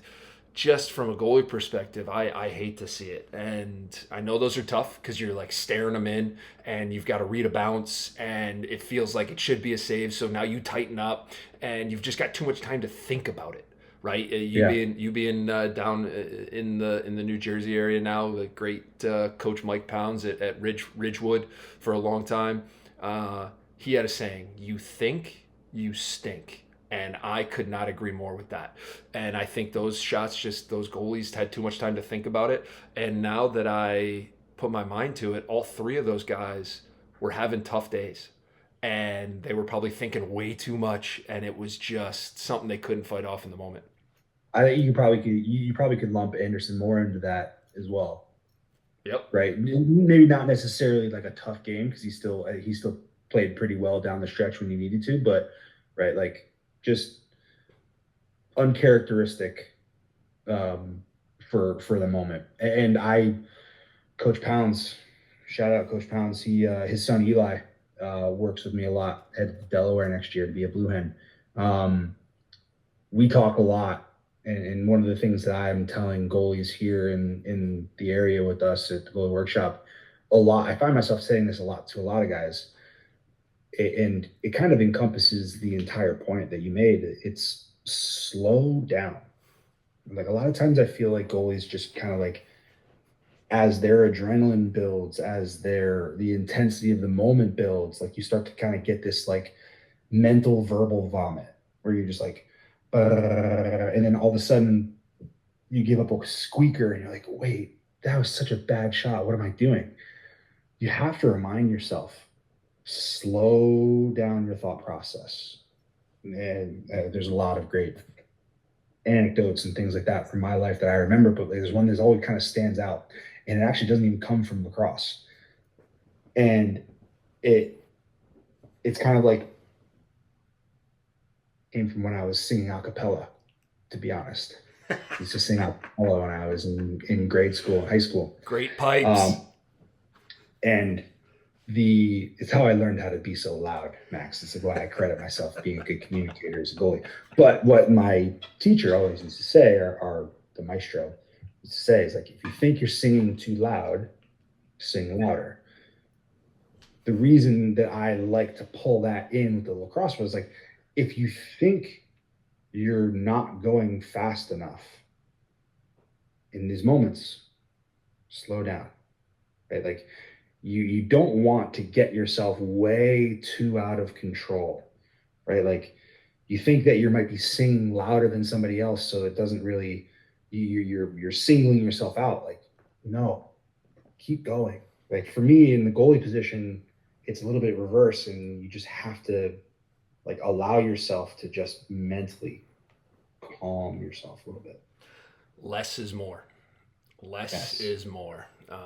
Totally. Yes. Well, I think we capped this one off, and this is cool to talk about. Game-winning goal. All right, Owen Hiltz. He's got a 62 game point streak or something of that nature. He's shooting the ball 0 for 9 going into overtime. And hand up, I think he's the best left-handed shooter in the country right now. Pure shooter. Best left-handed. And for those listening that enjoy offensive lacrosse, watch Owen Hiltz like just throw the ball. Whether it's a pass or a shot, it is beautiful. And I've said that way too many times for probably people that are longtime listeners. But 0 for 9.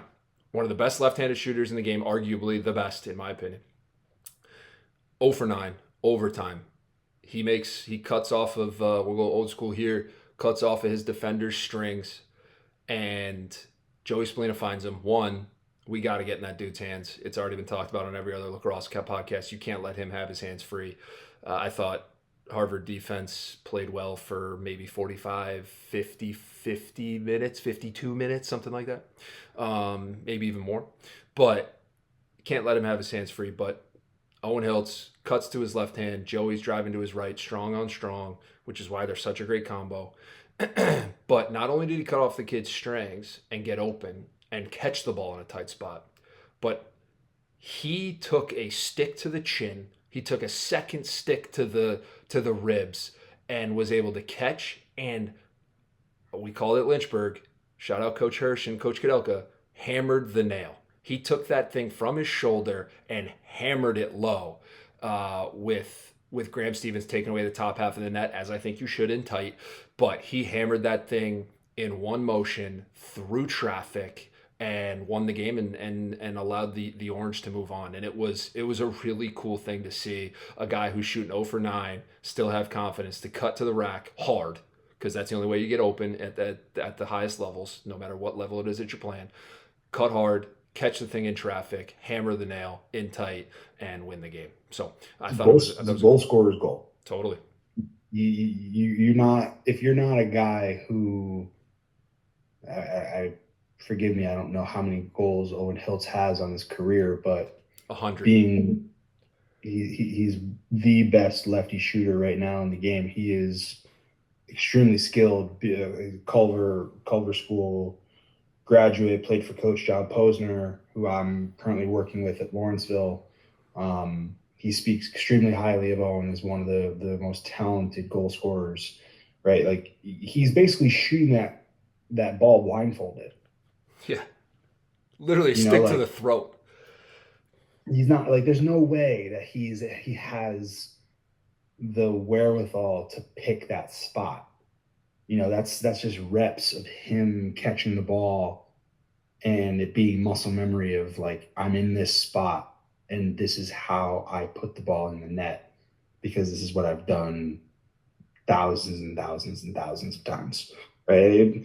It's again another cliche as to in the lacrosse world, but like guys who are goal scorers in the box game, they have that that confidence to be able to find those spots against a goalie who's covering 95% of the cage and you're only able to put it in one place, and that it almost becomes autopilot in a way where you catch the ball and then almost automatically your hands are just doing the thing that you've done so often because you have a guy who's cross-checking you in the neck or pushing you in the back or like swiping your face. It's just one of those, he catches that, it's almost a foregone conclusion in a way, even though he's shooting 1 for 9, right? It's just 0 for 9. 0 for 9 at that point. Excuse me. Right. It's almost just like water finds its level almost. Totally. So that's covering those 4 games. I think that's a cool way to wrap it. OT. What a weekend of lacrosse for sure. Let's wrap here by giving a few points on each of these Elite 8 games. Let's scroll up. We'll do it chronologically. So the first game of the weekend is going to be Saturday, the 17th at noon. And that one is going to be Cornell. Richmond is at Hofstra, Hempstead, right? Yep. So you got Cornell, Richmond. What is it that you're looking for right off the bat in this one? Oh man, I've watched Cornell a bunch. I don't know. I don't know what another team needs to do to beat them. I mean, I feel like there's the only thing that can really hurt Cornell is Cornell. If they come out flat, if they, aren't sharp, I feel like they might struggle. I don't know if Richmond is the team they're going to struggle against, but I just think that they're too talented, they're too big, they're too skilled to get, beat by somebody. I think that they're going to end up having to beat themselves should we see an upset. Maybe it's a poor performance in the cage. Maybe it's just their goal scorers not finding the back of the net. Maybe Vigay's got a big game up his sleeve.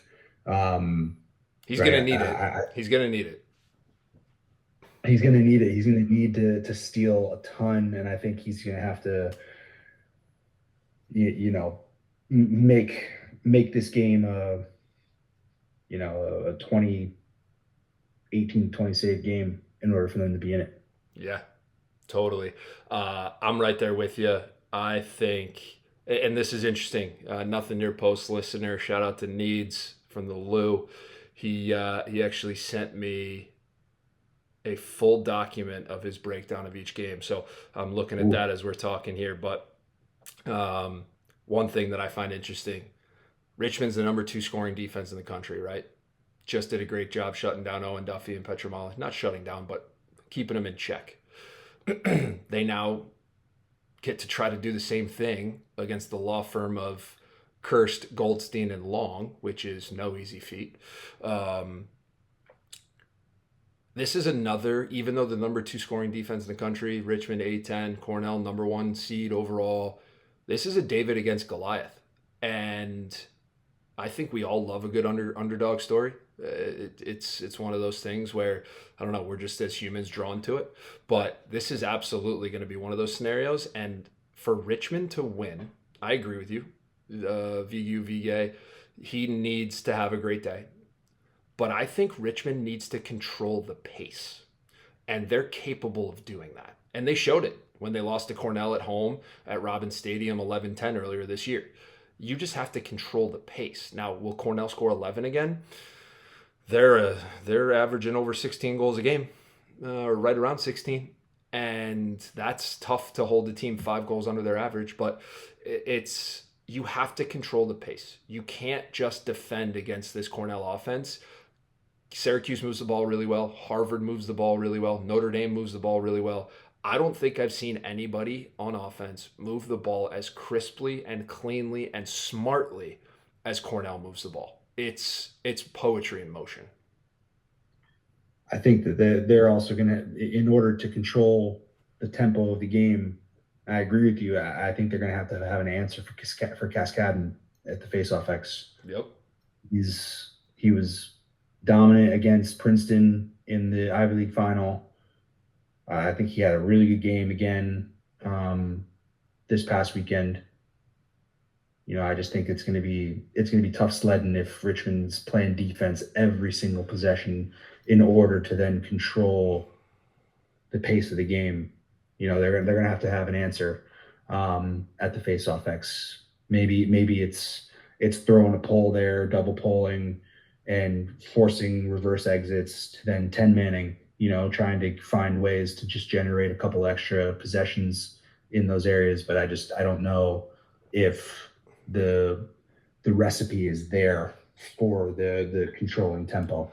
It wasn't there for against UNC, and they did it. But I think that they're going to have to find another gear. Totally. And they cannot have a slow start. No. Like they did against UNC. No. You're right. That'll be. And they have to clear the ball better. Like part of controlling the pace is clearing the ball better. And they're 90% on the year, but they were 69% against North Carolina.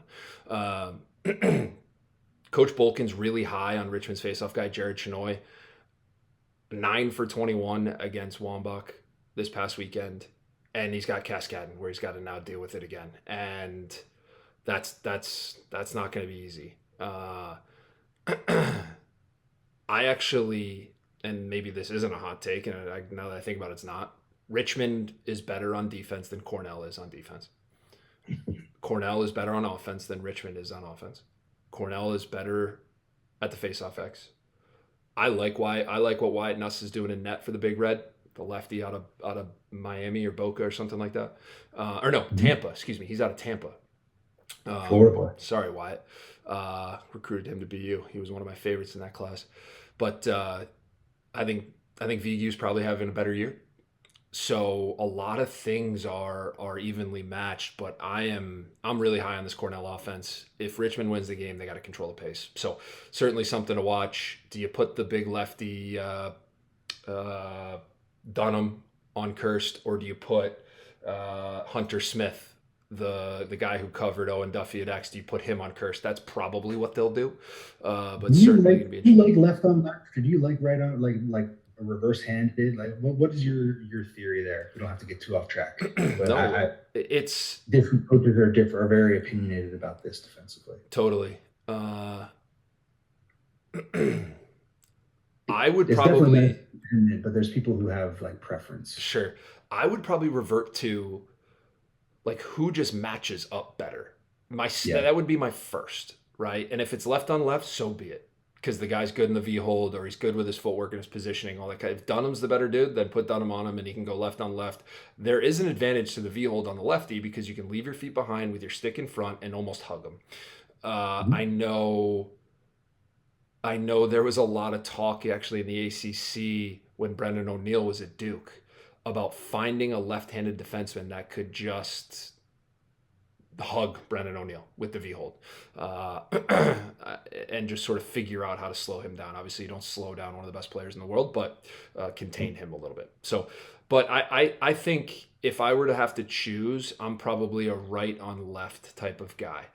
More natural. You're stronger in that position, and you can lay a heavy hammer. You can throw that lift. The V-hold just puts you in a weird spot. And if you leave your stick behind on a lefty who's great, you got to tie up a great player's hands. So, but the thing as a goalie, I like right on left or left on right because of the ease of disruption. Sure. Right. We talk about that a lot. Just disrupting hands in the life cycle of a shot. It's much easier as a righty to keep it to replace your stick in the right spot. Totally. So Totally. I agree with you. I think Hunter Smith did a great job on Owen Duffy. I think that Coach Richards will have Hunter Smith on Connor Kirst.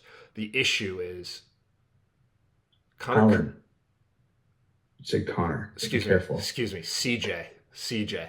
The Kirst Brothers Lacrosse. I don't know if if anybody on the NNP is subscribed to the Kirst Brothers Lacrosse email list, but you get a doozy every Thursday. We love that. NNP got the weapon of choice correct this week, so we'll see if anybody else can get that one. But Colin Kirst is a TGW coach with us. His youngest brother Caden has been a regular since day one. So headed to Rutgers. We're fans of the Kirst family. We love that. Yeah, but the thing about CJ, he beats you in every way possible.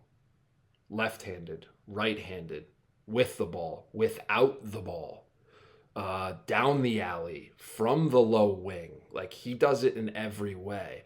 And he doesn't have to score. He can assist. Do you have a player comp for him? Different sport player comp. I have a good one. Go. Let's see what you got. He's LeBron James. Oh, man. LeBron, and I'm not a LeBron lover. I hate basketball anyway, but that's a different conversation. I feel like when you talk about what LeBron is good at, it's kind of like everything. Right? He can guard a stretch five. He can play out on the perimeter. He can dribble. He can carry the ball up. He can initiate. He can do all the things. He can play with his left. He can play with his right. He's got strengths, but he's got things that he can also rely on when needed, depending on the matchup. That's CJ to me. That's cool. All day long. He can do all, but doesn't need to do one thing. Like, think about all the really great players we've had in a long time. Like Jordan Wolf sticks out to me. Fantastic player, so fast, but in terms of the way he beats you, is pretty one-dimensional. Sure. Right? And that one dimension was elite and unguardable at times. Sure. But you're not looking at that and you're saying, whoa, he can stretch shoot, like he can square you up and then beat you without a slide. Like there's a lot of things that CJ is dangerous in. Sure. I think. Sure. I like it. You got a prediction for this one? Let's go Cornell. You guys giving exact scores? Sure. Let's go Cornell 16-8. It's funny you say that. Nothing your post listener needs out of the loose at 16-8 Cornell as well. I'm gonna go 14-8. I think Richmond's defense is ready to match up. I think VU is gonna have a great day. You can't stop them. You can only hope to contain them. And the 8 is only because Cascadon's gonna have a great day. I don't think it's going to be a John Mullen over the Harvard group, but John Mullen of Syracuse over the Harvard group where he went like 94%, but I still think it's going to be too much to overcome. So, all right, cool. Next one. We got the storied rivalry. Princeton against Syracuse. This one is going to also be on Long Island. I'm going to start here with this one. We were chatting before we started recording about the coaching carousel. It is very, very well known that here at Nothing Near Post, we don't talk about another man's job. But I did see a funny exchange. People were talking about Coach O'Dearna. Is he ready for another head coaching job? Is he on the move? You know, when they give up 8 to Harvard in the first half, everybody wants to fire him. Right, there were a few times the Syracuse crew want Coach O'Dearna out because they can't stop the ball, they can't keep the ball out of the net. But then the next week he's a godsend. I think the forums were talking about Coach O'Dearna looking at a coaching job maybe on Long Island, closer to home, right? A chance to get back to the head coaching job. And I saw an exchange via text that said, yo, the forums are blowing up about Coach O'Dearna going coaching on Long Island. There's no jobs open. Where's he going to go? And the response to it was, I've also heard that Coach O'Dearna is headed to Long Island. It's actually confirmed.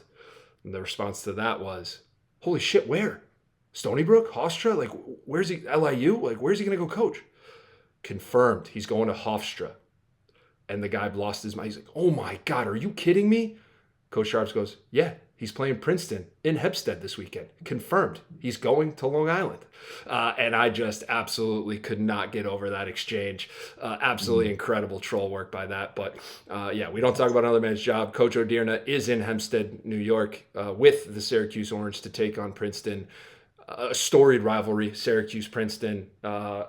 You think back when Princeton was winning national championships, Cuse national championships, Final Fours, both of them, storied programs. This is going to be an awesome one. What are you looking for? I think, to me, this is going to be like brawn versus beauty in a way. I was really, really struck by how big and strong Princeton looked. You know, like I watching Princeton play against Cornell, you don't quite notice their size and their physicality.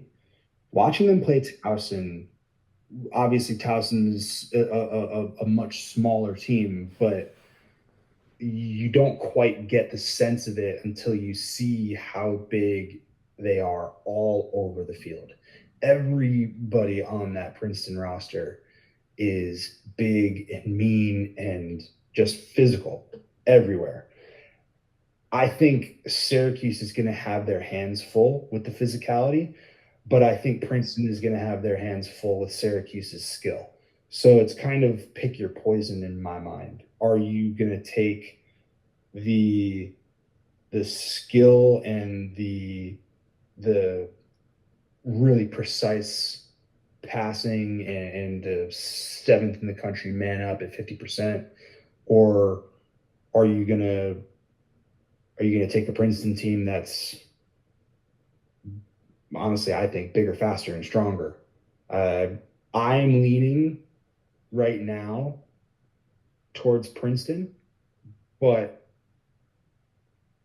I could see this game being a 50-50, maybe your best game of the weekend. Sure. Potentially. This game has overtime written on it. Oh boy. Totally agree. And I know I kind of teased the historic matchup type deal. This is the 11th time these two teams will be meeting in the NCAA tournament. It'll be Syracuse's 101st NCAA tournament game. Syracuse's second trip to Long Island this year to play a neutral site game. The first one obviously being at in the shadows of the Coliseum against Cornell. I agree. I think this is going to be a tight one. I'm going to be interested to see how Jimmy McCool bounces back, because he's going to have a good day. Because the Croddick kid for Princeton is having an elite year. We talked about it last week or 2 weeks ago on the show. He is number 1 in save percentage in the Ivy League, number 2 in goals against average, and number 2 in saves per game. You don't usually see those three stats go hand in hand like that. He's having a great year. And the goalie matchup is going to be one to watch. The face-off matchup, John Mullen is a cheat code. Andrew McMeekin is big, strong, and athletic. How does he match up? He hasn't shown the hand speed this year, and hasn't had the winning percentage. But how does he match up with John Mullen? And what kind of start does Syracuse have? Because a lot like Richmond, you had mentioned, they can't have a slow start again. Syracuse can't have another slow start. Princeton's a different beast. Princeton team that beat Harvard in the Ivy League tournament, 11-9, right? And that tells me that Harvard's defense was good. Cuse was able to score 13. Princeton held Harvard to 9. And if Cuse starts slow again, they're going to be in another hole. If they find themselves in another hole, it's going to be much more difficult to dig out of, in my opinion, because I don't think they're going to have the same face-off advantage. But this is going to be a good one. I don't know. Anything else kind of pique your interest in this game? I would love to see how Syracuse's close defense matches up with Princeton's attack. Who are you going to put on McAsee? Who are you going to put on Kabiri? Those two, left and right side of the field, just to me is really, really important in this game, because it's yin and yang. It's pick your poison. Two very, very skilled goal scorers, initiators. How are you going to match up with them initially? I'll tell you who's going to cover McAsee, and it's Riley Figueres. He's the best cover guy the Orange have. He's going to play on that side, righty versus lefty. I know you said that you thought the Princeton offense was super athletic, big, and strong.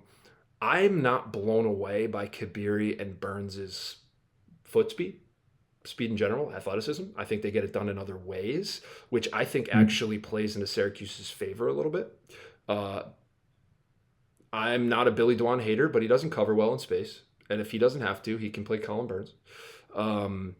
Michael Grace, also, he can cover, but he's no Riley Figueres or Sean Light or BVB. He's not a true cover guy. So you got to put Figueres on McAsee.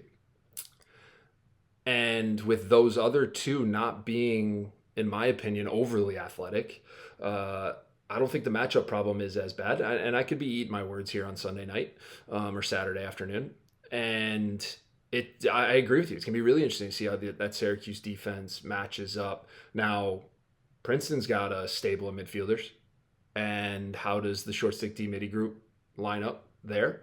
And where does McAsee get his, right? Because Figueres loves to cover the ball, McAsee loves to carry it, but does Coach Mitchell and the Tigers pull a little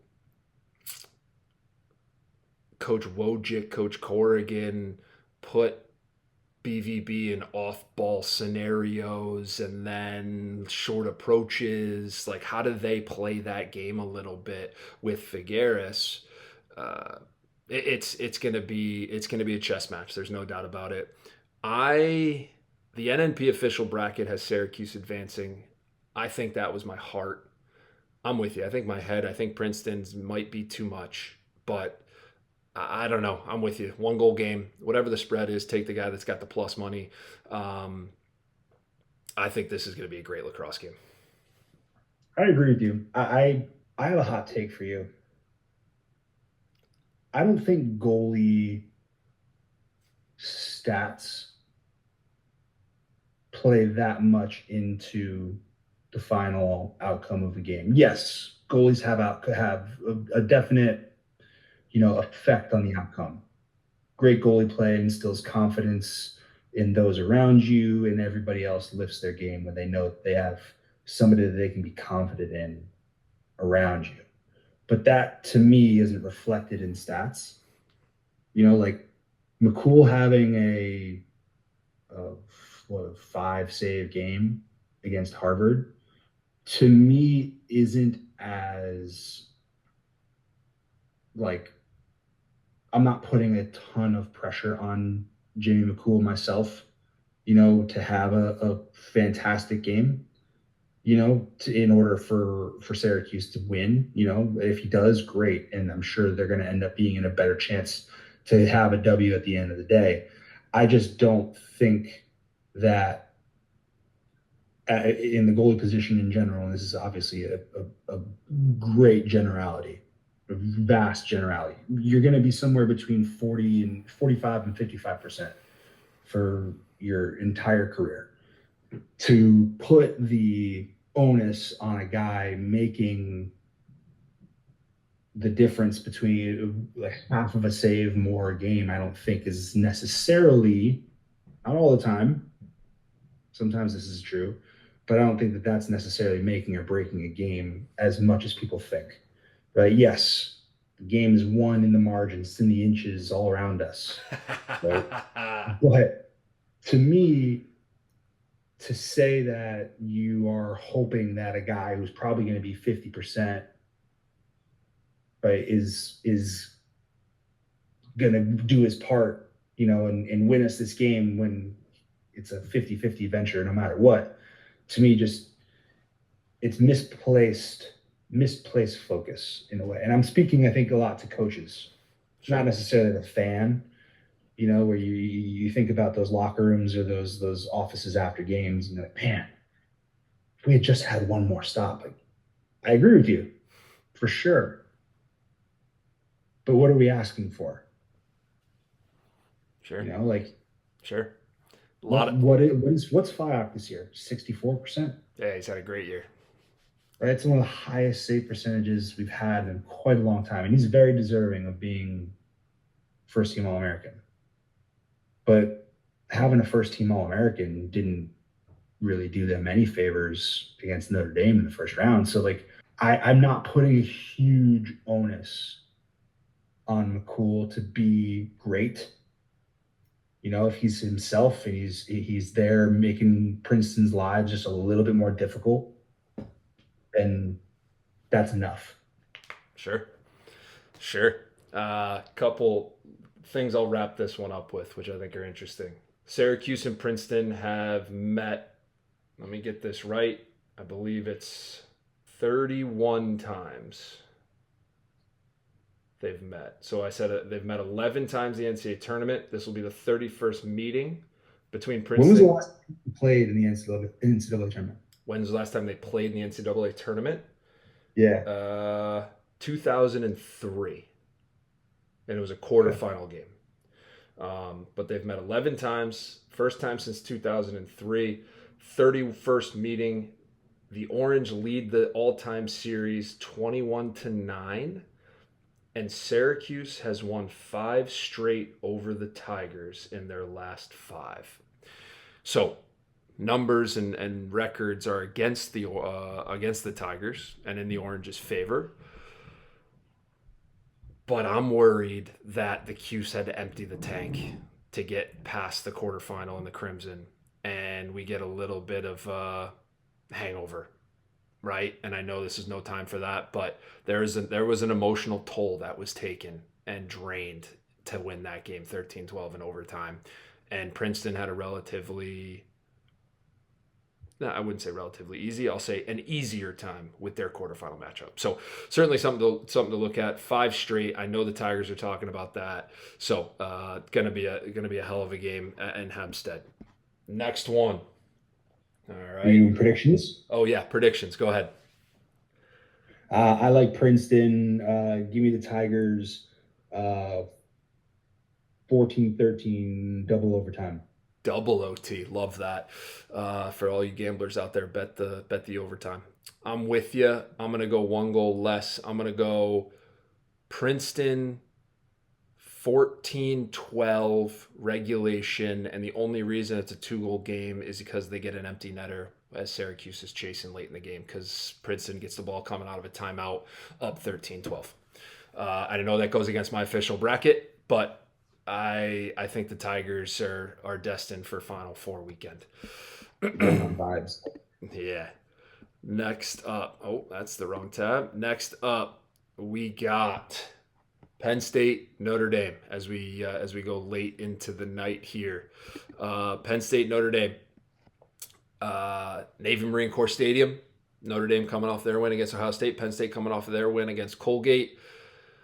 What's your initial take? Just like I was just saying, I don't put a whole lot of onus on the goalie matchup and all of that in the Syracuse.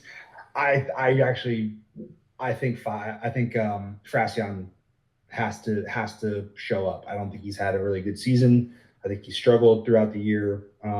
Just hasn't been himself. I think if Penn State wants to be involved in this game, Frassian needs to instill confidence in his team. I think Notre Dame is too good for Penn State to have a goalie no-show. So maybe not so much in the stats, but the Frassian of years past, I think needs to show back up. And Yeah, I think that's my number one key to this game. If Penn State wants to be in it, they need some goalie play. Yeah, I'm not a Frasian fan. I don't have a ton of faith in him. I think Riccardelli is locked in. I think that will continue. I think he's got Mo on his side. Uh, I'm excited to watch Trainer against Light. I assume that'll be the matchup. I'm certainly excited to see that one-on-one battle. But again, Sean Light is an on-ball eraser. Matt Trainer doesn't necessarily need the ball to dominate, so maybe they don't go that route. It'll be interesting to see what Coach Wellner has cooked up. I see you. I see the wheels turning on your side there. Well, I was going to say, I feel like when Sean Light recently has matched up against guys that are, highly touted, it just kind of fizzles, and it's almost like you're not even really saying Sean Light's name all that much because nothing is really happening around him because of how good he is. It's like that. Like you don't get your name called. It's not necessarily a bad thing. It just means that whatever you're doing is working really, really well, and you're making your opponent's life really, really difficult. Totally. So Totally. Yeah, I think this is going to be a good one. Notre Dame's obviously surprised some people, didn't surprise others. Uh, I think Penn State and Ohio State are probably pretty similar. Penn State probably has a little bit more of a dynamic offense, even though Ohio State, I think, as a team, played better team offense throughout the year. Penn State might have a few more guys individually that could break the Irish down. I don't know, man. This again, ACC, Big Ten. Big Ten's been better all year, but Notre Dame found a way to wax Ohio State. So this is going to be a great way to open up Sunday at noon. The Penn State offense has to find a way to solve Riccardelli and the Notre Dame defense, right? Like mhm. that's obviously the storyline in my opinion. So how do they do it? Um, Colgate obviously a great scoring team. Found holes in the Princeton defense. Notre Dame's certainly going to find holes in the Princeton defense. How does Penn State match up against Notre Dame's defense is what I'm going to be keeping an eye on. Yeah, I think that the Colgate early offense, right, and the 10 man for sure causing problems in the clear gave Penn State some trouble. But I do think that Notre Dame, again, kind of having that seasoning, where they got guys who have won 9 NCAA tournament games in a row. Um, I don't know if Penn State necessarily can withstand potentially some of Notre Dame's experience in the NCAA tournament.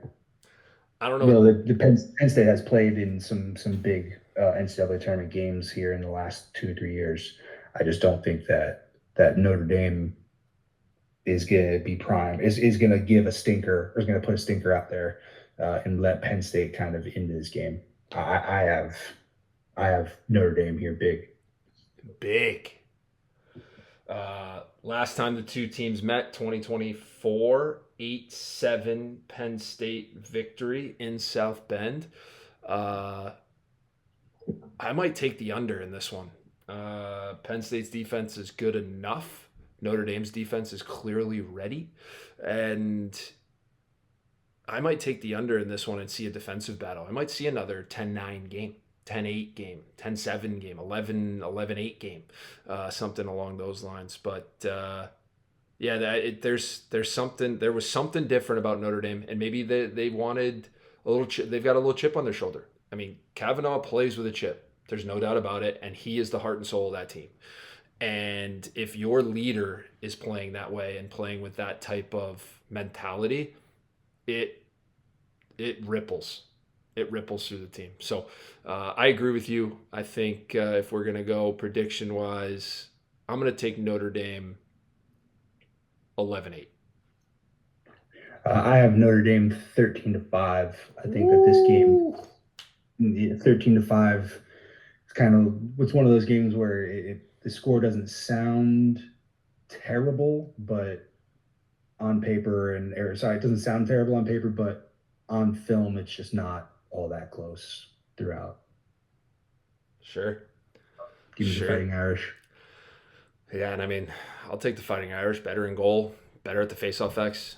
Like it's certainly the cards are stacked against the Nittany Lions. So, all right, last game of the weekend as we record here after midnight on Thursday. Last game of the weekend. The battle.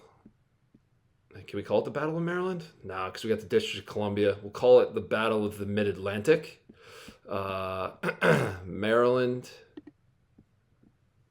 against the Hoyas, Navy Marine Corps Stadium. All right. Talked about the Hoyas already. Upstart team, finding ways to score goals. Maryland, built on defense. Talk about controlling the pace. They do it better than anybody. What are your initial thoughts? It's not profitable to bet against John Tillman in May. Quick plug. Nothing Near Post is a t-shirt out there. Red with white letters.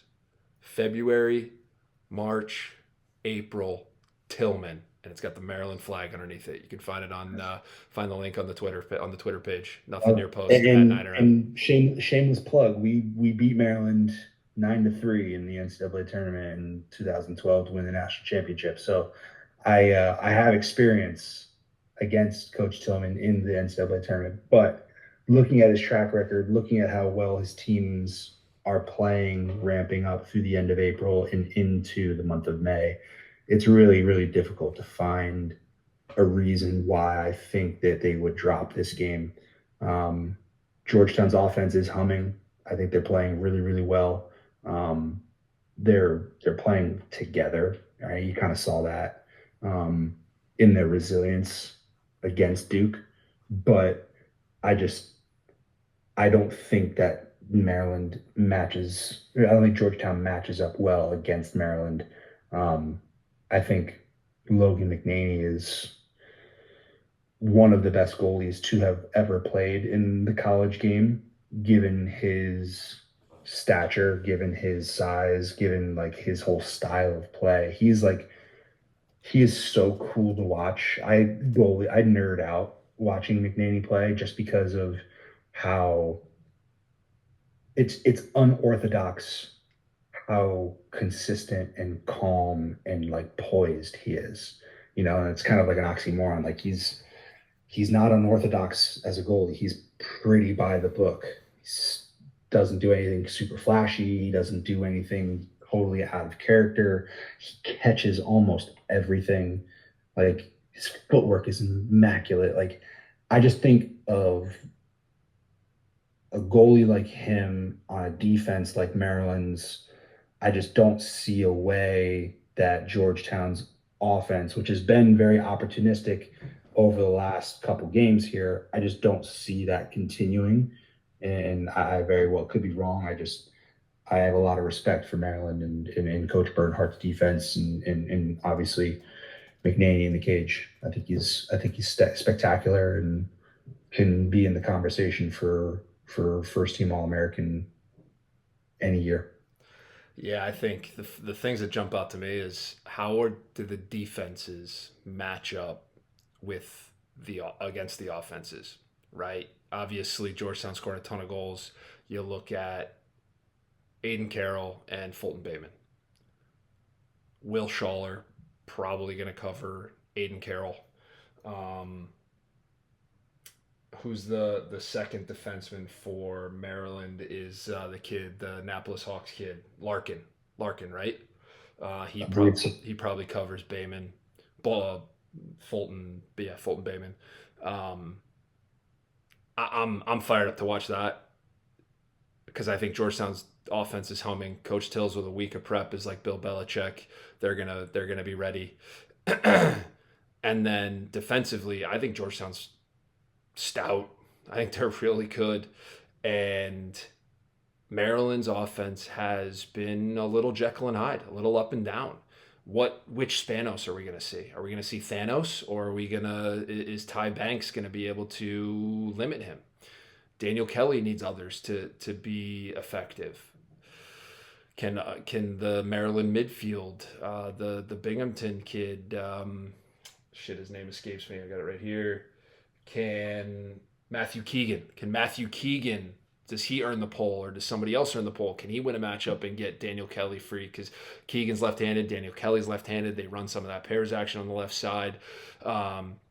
Or Keegan does some damage from X in the big little game, and Daniel Kelly floats into that lefty shooter spot off some action. So I think this is going to be a heavyweight bout. I think this is going to be a bang on you defensive battle, figuring each other out.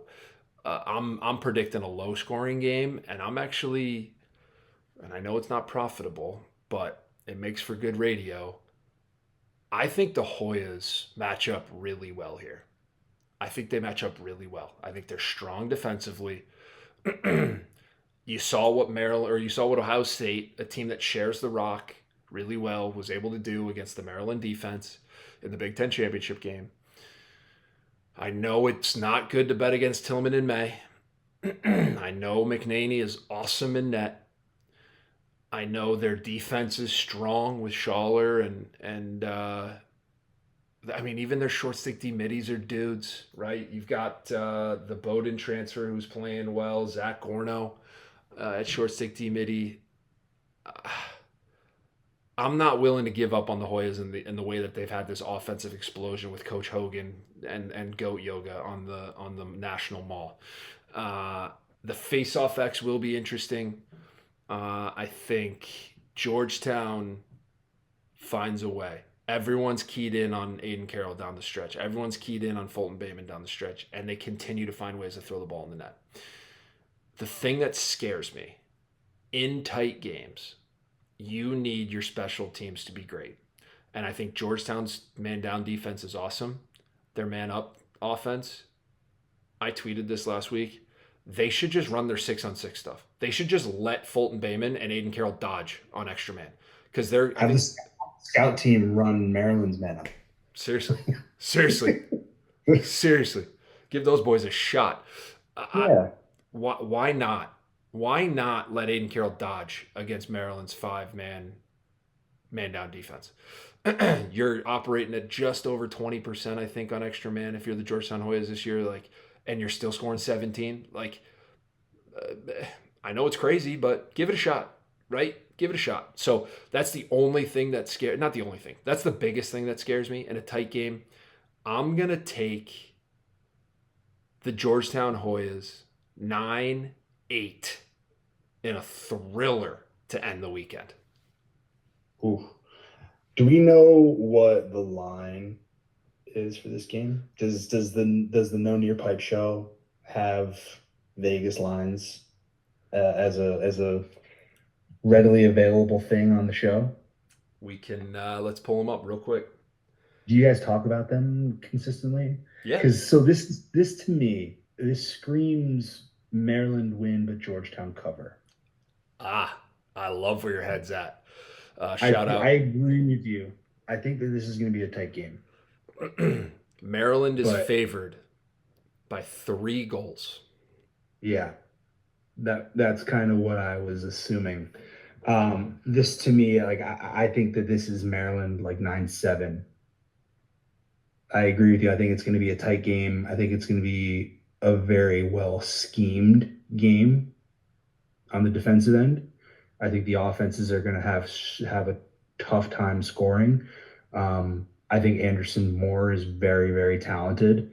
And I think that he needs to have a few just holy cow, steal him type saves in order for Georgetown to get the win. But I just don't know if that's going to end up being the case because of how tight it's going to be. So, yeah, I'm going to go Maryland win, but Georgetown cover. Let's go 9-7 for the Terps. I love it. And I want to go back. I was wrong. It's not Larkin who's playing down at close. Colin Burlace, the other Annapolis Hawk, that is the number 2 guy for the Terps playing defense, and he'll probably get the Bayman matchup. So going to be a hell of a game. There's no doubt about it. So if we're recapping the Elite 8 games here and who's moving on to the Final Four, Coach Runkel and I both have Cornell moving on. And shit, let's give the lines. We might as well. Right now, Cornell's -4. I think, what did we say? We had Cornell covering. I think we had Cornell covering for both of us. Mhm. Syracuse is +1.5. We both have Syracuse, or I had Princeton covering on an empty netter, and you had Syracuse covering the 1.5. Mhm. Notre Dame, Penn State. Notre Dame is favored by 2.5 goals. So another tight one there. We both have Notre Dame moving on, and we both have Princeton moving on. So our final four is Cornell, Princeton, Notre Dame, and this is where we split. Coach Runkel's got Maryland. I've got Georgetown. That's a hell of a final four. Some blue bloods back, right? I don't know if Notre Dame's a blue blood, but obviously Princeton or Syracuse is, Cornell is, Georgetown or Maryland, been around the game a really long time, both historical programs. So going to be a hell of a weekend for lacrosse. Coach Runkel, I can't thank you enough for jumping on. Shout out the Goalie Workshop. Check them out on all the socials. You want to give your socials out real quick? Yeah, it's at the Goalie Workshop. We're on Instagram. You can go to our website. We post a lot of teaching content. It's kind of my thing. I don't like the idea of like doing a ton of promotional stuff. Obviously, you got to do it, but I try to put out as much of what I believe to be like important knowledge about the goalie position from a lens of me coaching, right? I like the idea of people watching me correct different things, seeing what I value in the goalie position. So, have a lot of fun doing it. If you're ever around New Jersey or Westchester, New York, and you want to stop by, if you're a coach and you want to come shadow a workshop with us and talk shop, happy to have you around and just talk about the goalie position. We need more goalie coaches in the world. Hell yeah. I love that. Now, before we go, I have to mention there's another Elite Eight this weekend, and it's the Division III Elite Eight. We have to at least mention these games.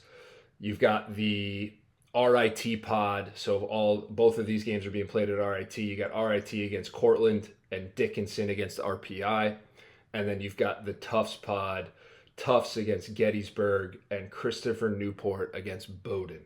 So that's your Elite Eight in the Division III. Those games are going to be as high quality as anything that you're going to see. All 8 of those teams play a high caliber lacrosse. Don't put your nose up at the Division III NCAA tournament. It is must-watch TV. So if you've got Who is putting their nose up? What's that? Who is putting their nose up at the Division III NCAA tournament? Oh, you can. I'm sure there's people out there, and here at Nothing Near Post, we definitely don't do that. We want to make sure that we cover all lacrosse because it's all great. Forget drinking a cup of coffee. Go watch any of these games, and you'll have enough caffeine in your life to last you for a couple hours. And here's the best part. So all those games I just mentioned are on Saturday. 12 o'clock RIT Cortland, 3 o'clock Dickinson RPI. So those overlap with the Saturday Division I games. But at 4:30, we get Tufts Gettysburg on Saturday, right after the Saturday afternoon one. I forget which one that is in the Division I game. And then Saturday night, 7:30, Christopher Newport against Bowdoin. Fire it up. Full day of lacrosse for you. 4 straight games of lacrosse. Again, the creator blessed us with 4 straight games of lacrosse on Saturday. But that's a hell of a show. I think that's like 3 hours of recording. Coach Runkel, appreciate you. We're going to have to do this again maybe next week. But I don't know if you know rule number 1, and I know you dispute it a little bit. But here on the Nothing Near Post show, rule number 1, and we all know it, and that is nothing near post. So why would we waste negative energy on something that could be controlled by just simple movement going one direction or the other? There's 3 tenets that Coach Runkel lives by in his goalie coaching world. Number 1 is positioning. Got to have good positioning in the cage, regardless of what the shooter's doing. Got to be in the right spot. Number 2, be set. If you're not set, you're not going to be able to move to the ball, right? Dipping, hands coming down. If your feet are moving, right? If you're trying to rush out and challenge a shooter, you're not set. Number 3, move to and through the ball. It doesn't matter which direction the ball goes. If you're not moving to and through, you're going to get scored on no matter what. So if you're thinking about giving up near post, you're probably going to seal it. You're like, oh man, yeah, I got it sealed. Not going to happen. But we're not moving to and through the ball. You're not controlling your own movement. So I say thinking about near post can lead to more near post goals than actually not. So that's my thing. We can talk about this later. We can argue. We can get into the weeds a bit about it. But Max, I've spent a lot of time laying up at night or trying to get my son to eat a bottle at 2 a.m, just thinking about, man, if you just move to and through the ball. 2013, go back on YouTube, 2013, Loyola versus Duke, NCAA tournament. Case Mathias, double overtime winner against yours truly. I'm moving the wrong direction. It goes near post, but I'm going right. The ball's going left. If I had just gone left, that ball probably hits me right in the cup and we're bouncing, going down fast break the other direction. So near post or far post got nothing to do with whether or not I'm moving the right direction. Well, hey, if you didn't let that one up near post, maybe you would have been moving on in 2013. And that's why it's rule number 1.